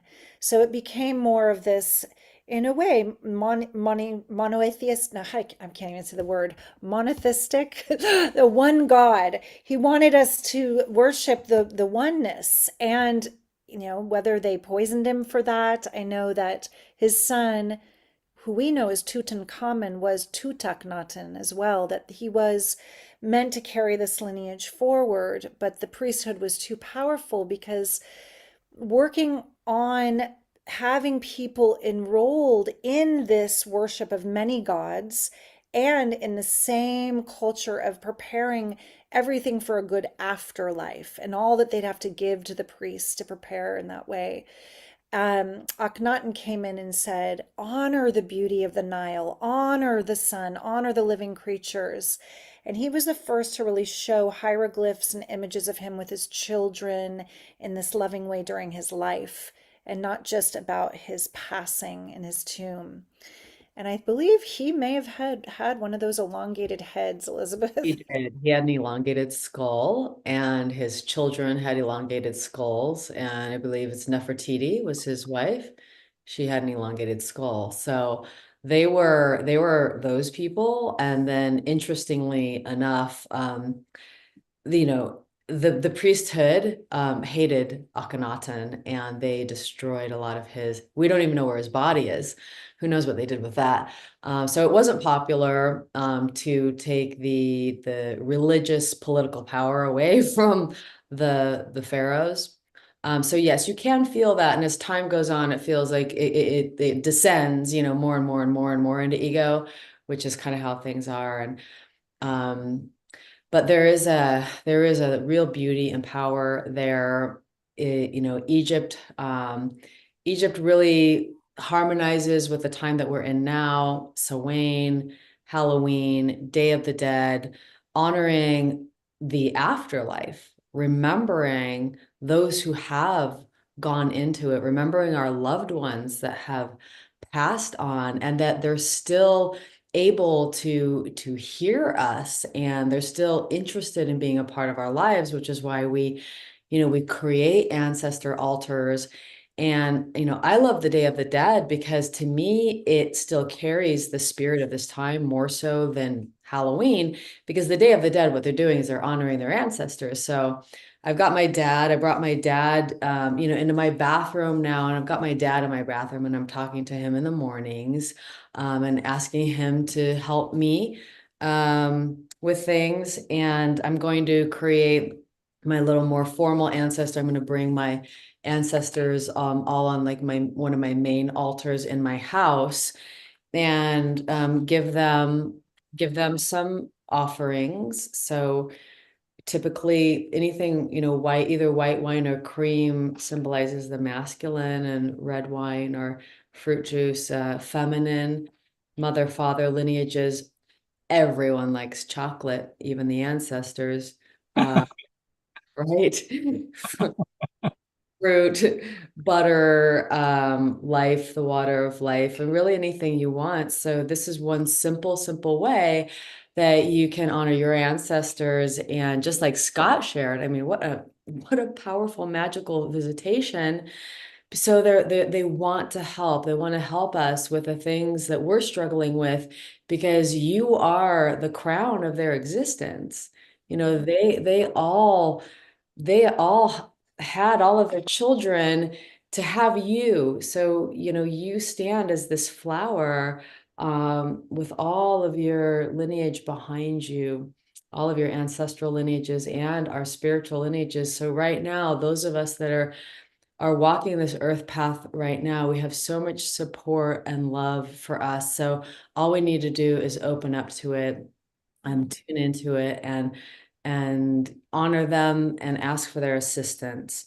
So So beautiful what you said, Elizabeth, that you are the crown glory. You are the pinnacle, that end point of all that work and survival and love and everything that it took for us to be here, to really feel that deep honoring. I want to honor that Elizabeth is ready to take you to Egypt with her. Not everybody, but the first time she's going back is this December, and she has room for a select few, maybe two, maybe three, for a very deep dive initiation there with her.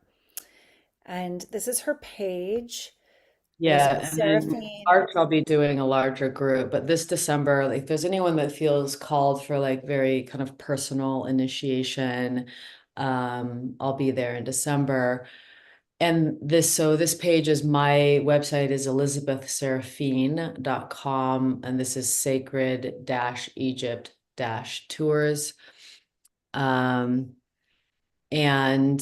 the one in March will most likely be a priestess pilgrimage. In December, it's just kind of like if anyone's feeling like really, really called for, one or two people to do like in-person work, personal initiations there.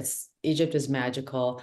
If you go to that page and you are curious, you can book a discovery call with me, so you can do it from that page. Anyway, so. Beautiful. Yeah, I was deeply, deeply touched by Egypt and want to really continue to deepen my work there. Oh, that's Mhm. a gorgeous image. Wow. Fantastic. Mm. And Elizabeth, are you also offering private sessions and mentorship at this time? I do. That right now you're looking at my page, my private mentorship page. I do some private mentorships. Mostly lately, I'm focusing on deeper initiations, medicine woman initiations, year-long initiations. At the moment, I'm in a 3-month one. It's called the Deeply Nourished Woman, just really helping and supporting women to deeply nourish their spirit, their body. So if you are interested in working with me, you can just reach out. It's kind of spirit led. And so I just get like the next piece, and I do see that part of the next piece is Egypt.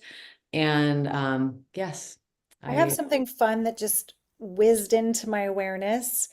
There is a high possibility that Mohammed, our guide, is on this call. It may be the same Mohammed. Omashar, did Mohammed say something to you, or did you just see his name come in? And if Mohammed is here and if he's on video, I would love to say hello.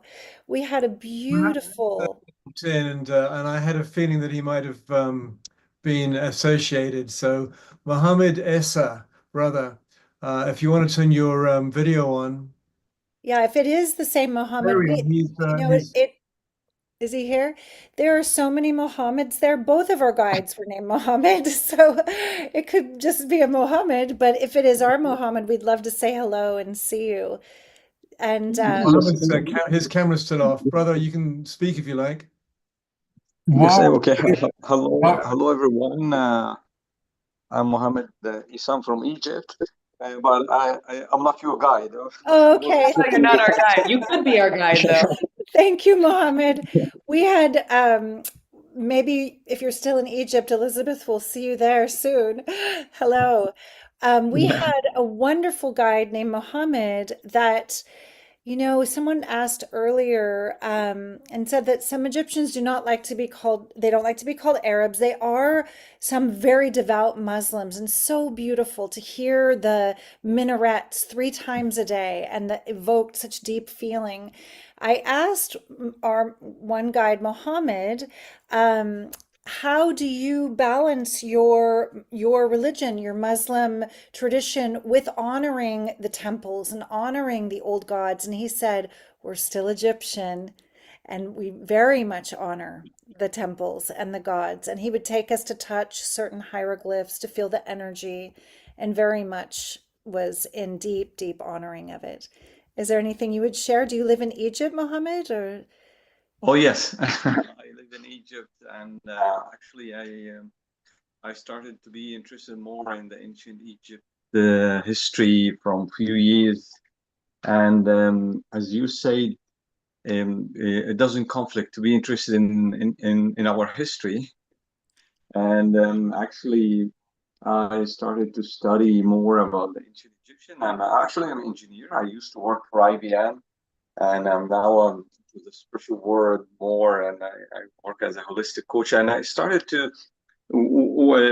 be interested in the ancient Egyptian. And as an engineer, when I went to the temples, I was impressed by by the details in the temples. And one of the main questions came to my mind: how did they did that?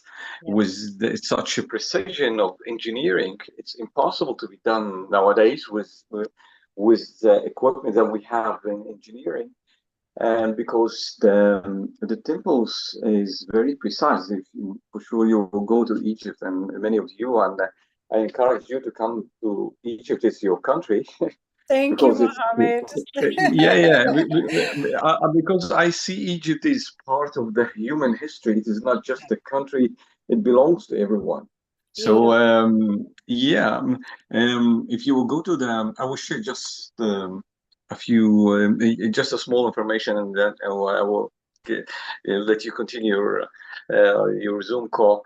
Actually, when I went there, what impressed me is the alignment of the temple, how the temple is aligned, and how the pillars and the doors are on a straight line.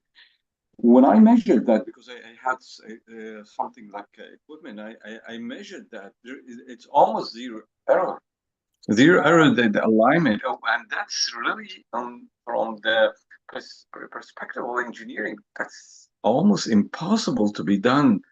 It's really hard. And I ask it why? Why you keep the building zero error? There is no pillar, is just 1 millimeter inside or one outside. No, there are zero error. They are on the same line. It's a kind of high precision. And the answer that I got by my own research is they wanted to keep that place is on a perfect level because they are seeking a perfect divine connection. And that's it. And thank you for giving me the Thank you chance to so much, do that. Mohammed. Thank you for that. Yeah. His audio was a bit scratchy, so I'm just going to reiterate that zero error in the alignment of the doors of the temples, and in his own intuition and contemplation, he recognized that it's connected to the divine alignment. So that's very powerful, very beautiful. I want to come in for one quick moment because people are asking how to reach Elizabeth. And so if you go to her website, elizabethseraphine.com, the homepage, just scroll right down there and you can put a name and email address. Will that get to you, Elizabeth, or is there a better way for people to reach you? I just put my email in the chat, so you can just email us, and it's hello@elizabethseraphine.com is my email. And that way you'll get my assistant gets those, but anything that's of interested in this, we'll pursue it. So I Egypt want to read that slowly because most people watching are watching on Facebook and can't access the Zoom room. So okay. it's Yeah, so I'll spell my name. It's hello@elizabethseraphine.com. So it's ELIZABETHSERAPHINE, Seraphine, which I named myself after the Seraphim angels. After my, so a lot of you may know, some of you may know, I was married to David Wilcock for a while, and when we parted ways, I was just like, I I need just my own name. I can't take, I have had two husbands, and so I'm not going to take another man's name. So I took my angelic name. Anyway, that's how that happened. And so, yeah, just reach out. I feel, just like Mohammed so generously said, Egypt has the heart of the people in Egypt is just the most precious I've ever felt. And there's such a welcoming energy. And it really restores it restores your heart, it restores your soul. And I think that that's what those temples are for. And so they're still working today. And it really is a magical land, and the people are so beautiful. So I just encourage anyone who feels called. It's definitely a pilgrimage to do for sure. Do And you know what the you, times that Elizabeth are going are going to be a really good time of year, because even when we were there in late September, early October, we had days that were 105 degrees. And I think December, January, February through March are the best times to go. I know the eclipse is coming there in 2027. Unfortunately, it's at the height of summer. It can get up to 120 degrees. wow. So even if you're an eclipse chaser, I don't know if that's the best time for your body to be in that environment. Going through the temples, you'd have to probably do it at night. And you want to be able to see, you really want to see the beauty. That's Eden, just my humble opinion. um, Eden, I'm really impressed with your retention of the information that was passed along to us, because as you're speaking, like you're pulling very specific information from our trip. And it's just really impressive. I'm kind of like a big energy, thing. I can go watch a movie and then I can't tell you what it's about. But I could tell you like what I felt about it. So it's just really beautiful to hear you speaking about this. And I'm like, wow, I'm so impressed. Um, It's my nerdy side. Most people don't know this about me. I do synthesize information really quickly. In astrology, I have a grand trine in air. So my I'm like I love learning. I love the details when I'm really interested in something. It's really fun for me. So oh, thank and you. by the way, yes, everybody asked if Eden and I were sisters. We just said yes. Yes, in Egypt we got asked a lot. We're the Golden Angel Priestess Sisters. Yes. Like, yes. Wasn't it so funny? Oh, they tried to feed us this kichari, which was not my favorite at all. High carbs. Lots of carbs. And, I was like barely eating it. And one of the guys was like, oh, you're an angel. You're an angel. Eat, eat, eat. And I said, oh, we don't eat that much in heaven. Uh, No. Aw. Anyway, so I just want to I want to just thank both of you so much. Yeah. You gave so much to us. It was like a double show, the about Sawa in Egypt hybrid show. Scott, do you think this is a good time for me to share what's coming up and the gift I wanted to offer the audience, or before you we say quite goodbye?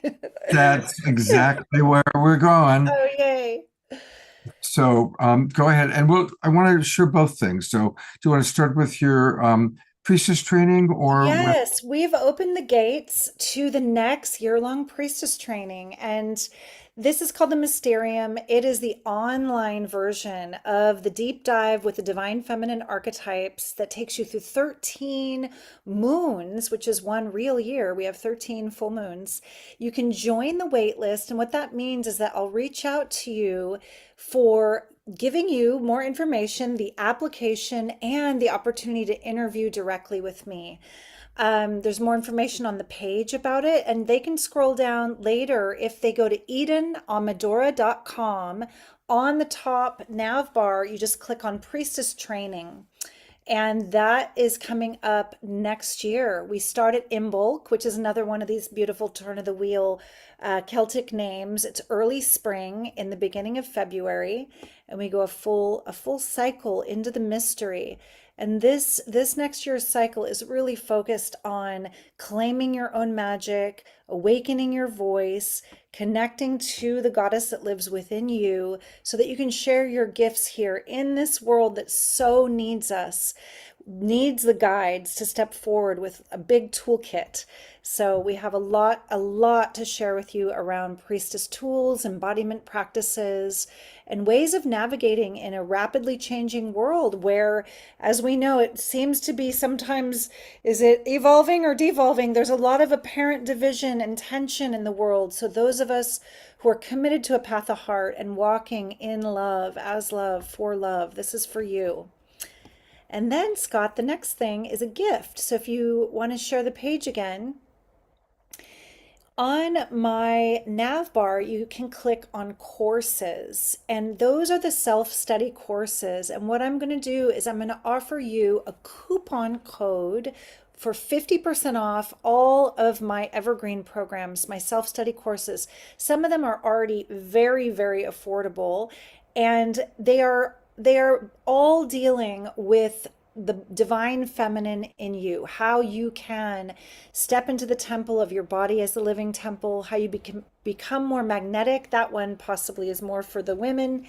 I would say that the sun heart, honoring sacred polarities, is for both men and women. And for men who love the goddess, they can also tune into any of these courses. The coupon code, if you want to type it in the chat for me, Scott, is simply Amadora, like my magical name. That means she who loves, or the beloved, capital AMADORA.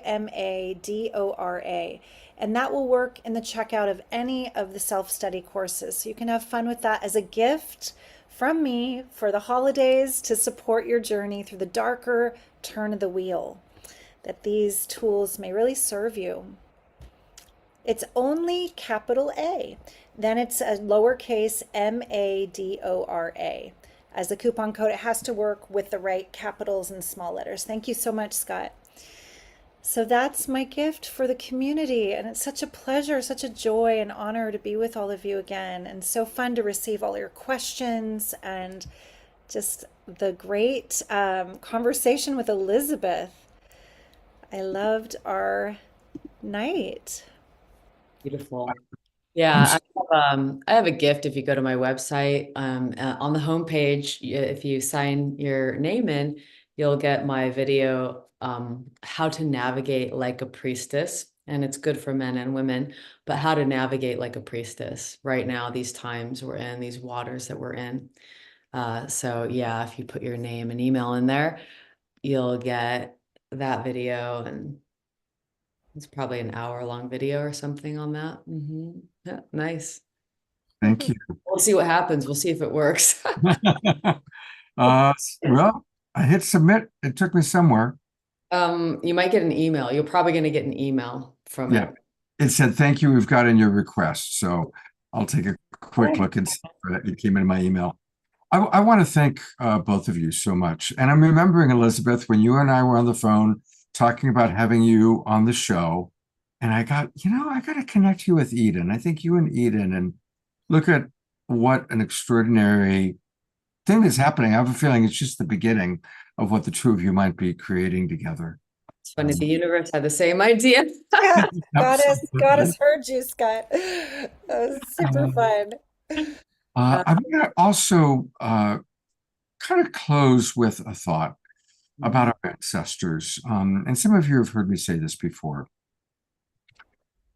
It's true that we carry the epigenetics of our biological ancestors. I really loved how Elizabeth pointed out also there's our spiritual ancestry as well. And most of our ancestors made extraordinary sacrifices for us to have the amazing lives that we have. Could your great-grandfather or even your grandfather have ever imagined Whole Foods Market? Really, they were living on potatoes. They were living on whatever they could possibly just scrape up. Most of them worked multiple jobs. They fought in wars. They crossed the plains. They crossed the oceans. They had extraordinarily difficult lives. And most of them had one thing driving them: a better life for their offspring, a better life for the next generations. That's us. We are so blessed because of the sacrifices of our ancestors. And yes, Maybe we carried in their alcoholism or their low self-esteem or the issues that there was no way they had time or capacity to work on. So let's pay it back in a beautiful grand cycle by really working on whatever we carry in that may be difficult, that may be hard, that may be challenging from our lineage. They gave us the freedom and the abundance that we share, the privilege, the incredibly privileged lives we lead. And we can bless it back by really working on whatever those issues were in our ancestral history and lineage, or as Elizabeth pointed out, in our spiritual history, or even in our gender's history, the gender healing that needs to happen. So I think with the inspiration of this show, I know I'm looking forward to tomorrow night, tuning into my ancestors, giving thanks. I'm not interested in trick-or-treating or going out to a club. I want to stay home, light candles, and give thanks to my ancestors, many of whose names I'll never even know, that led to my being here in California, free and abundant. And I'm imagining many of you watching are also going to do the same. And Eden and Elizabeth, God bless you so much. Goddess bless you for your decades of dedication of learning what you're learning, going through what you've gone through, and sharing it so generously with us tonight. Such a deep honor. Thank you, Scott. I just want to say thank you to all the ones that we called in, because we did call in the Great Spirit and the Goddess and the angels and the ancestors of our spiritual lineages and the ancestors of our biological lineages and the ancestors of the land. And we just thank you for being here. Thank you for sitting with us. We ask that you continue to stay with all of those here, continue to bless and protect everybody here as we walk on this earth walk, and we live out those lives in this Garden of Eden. Truly help to clear away those things that are troubling or burdening, our dear brothers and sisters on this call, so that we may really open up our hearts to the joyousness of this earth walk and receive the most love and the most beauty and the most joy that we can.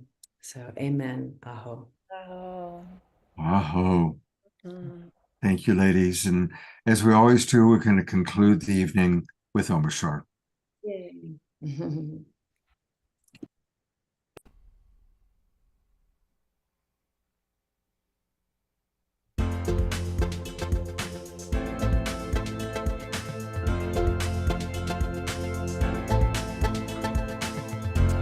Whatever happened to the ones that came before? Did they just vanish into the blue?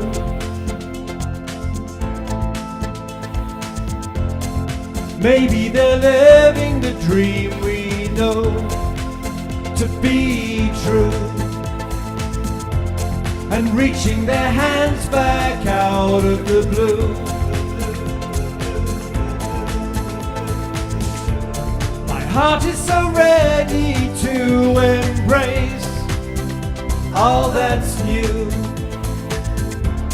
I feel the love calling for me to break on through. With peace on my mind, I know that I'm coming to a new way of life that feels so true.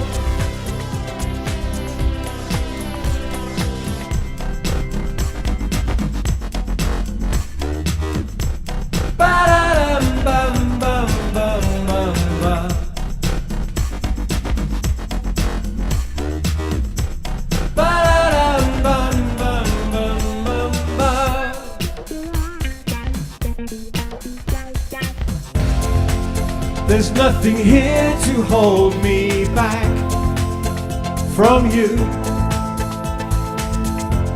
The clouds of my life have blown away.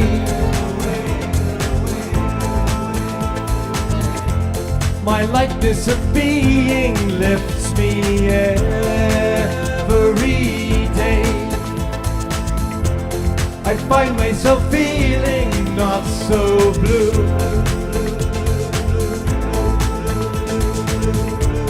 My heart is so ready to embrace all that's true.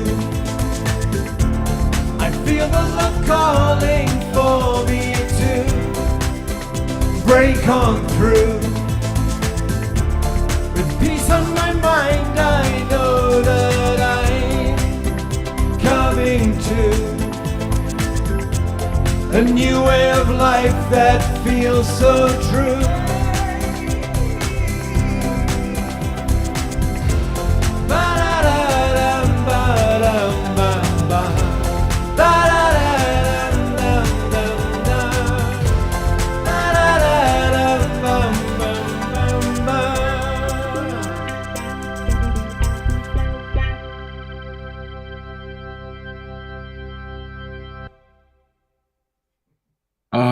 Run blast time. We're going to gallery view to thank Omashar for this evening.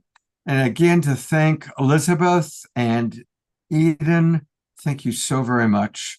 Hey, I want to remind everybody, Saturday night, we have another wonderful show, Conversations with Remarkable People. It's a kind of a montage of interesting people, ranging from Costa Macraeus, who started a conversation group that now has over 1 million people worldwide, all talking about ET experiences.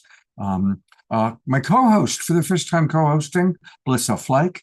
You remember her? She channels the Akashic Records, and many, many other wonderful people, including our beloved Omashar. So thank you, everybody, for making sure you were with us tonight, and hopefully you'll be with us on Saturday night. It's going to be a really wonderful show. And again, thank you, Eden and Elizabeth. I think Eden's already off to dinner or somewhere. Thank you, everybody. It's been a wonderful, wonderful show. And let's all honor our ancestors and have a beautiful, sacred Samhain.